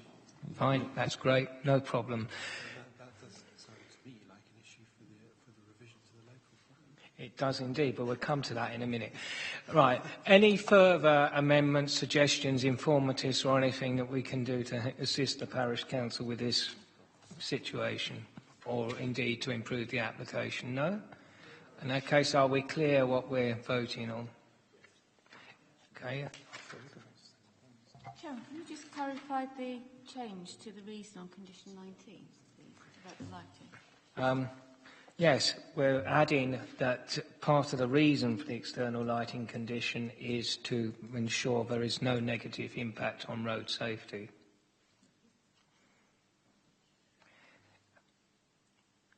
As it was a very valid point that Councillor Bennett raised there. Okay, and we've got the informative on the signage and we've got the additional condition on renewables. Okay. Councillor Cox proposing, Councillor English seconding, those in favour. That's everyone, so no further vote needs to be taken. Thank you very much for positive input on that particular application, Councillor Bennett. I do appreciate it.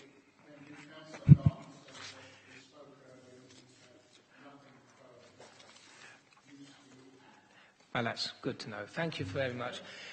Members, we will shortly adjourn, but before to the next room because we're having a little trouble with the webcast and we can't be entirely certain that it would be turned off when we went into part 2.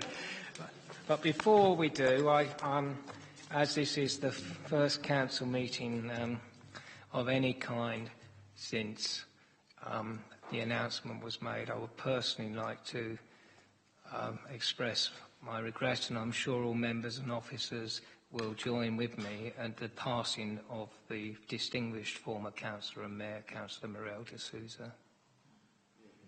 And he will be missed in many ways. We will look at appeal decisions on Monday. Just to put, but before we forget, in terms of the issues that were just raised about renewables, this is something we really do need to pick up on. I hope we will discuss it further. If I'm still here, I'll be there. The group spokespersons meeting and next one. And I will also say that it really does need to be a significant part of the local plan review because we need to do better on this. Now we need to, I will now need to read out the formal wording as we are moving to the enforcement report. So having applied the public interest test in this case, the benefit of making the information public is outweighed by the confidentiality of enforcement cases and providing the intention of potential action on some sites, which if we did could prejudice said action. Therefore, we are moving into part 2 and into the next room to discuss this report. And members will get one of the enforcement officers to present. Sue King will be doing talking members through this report.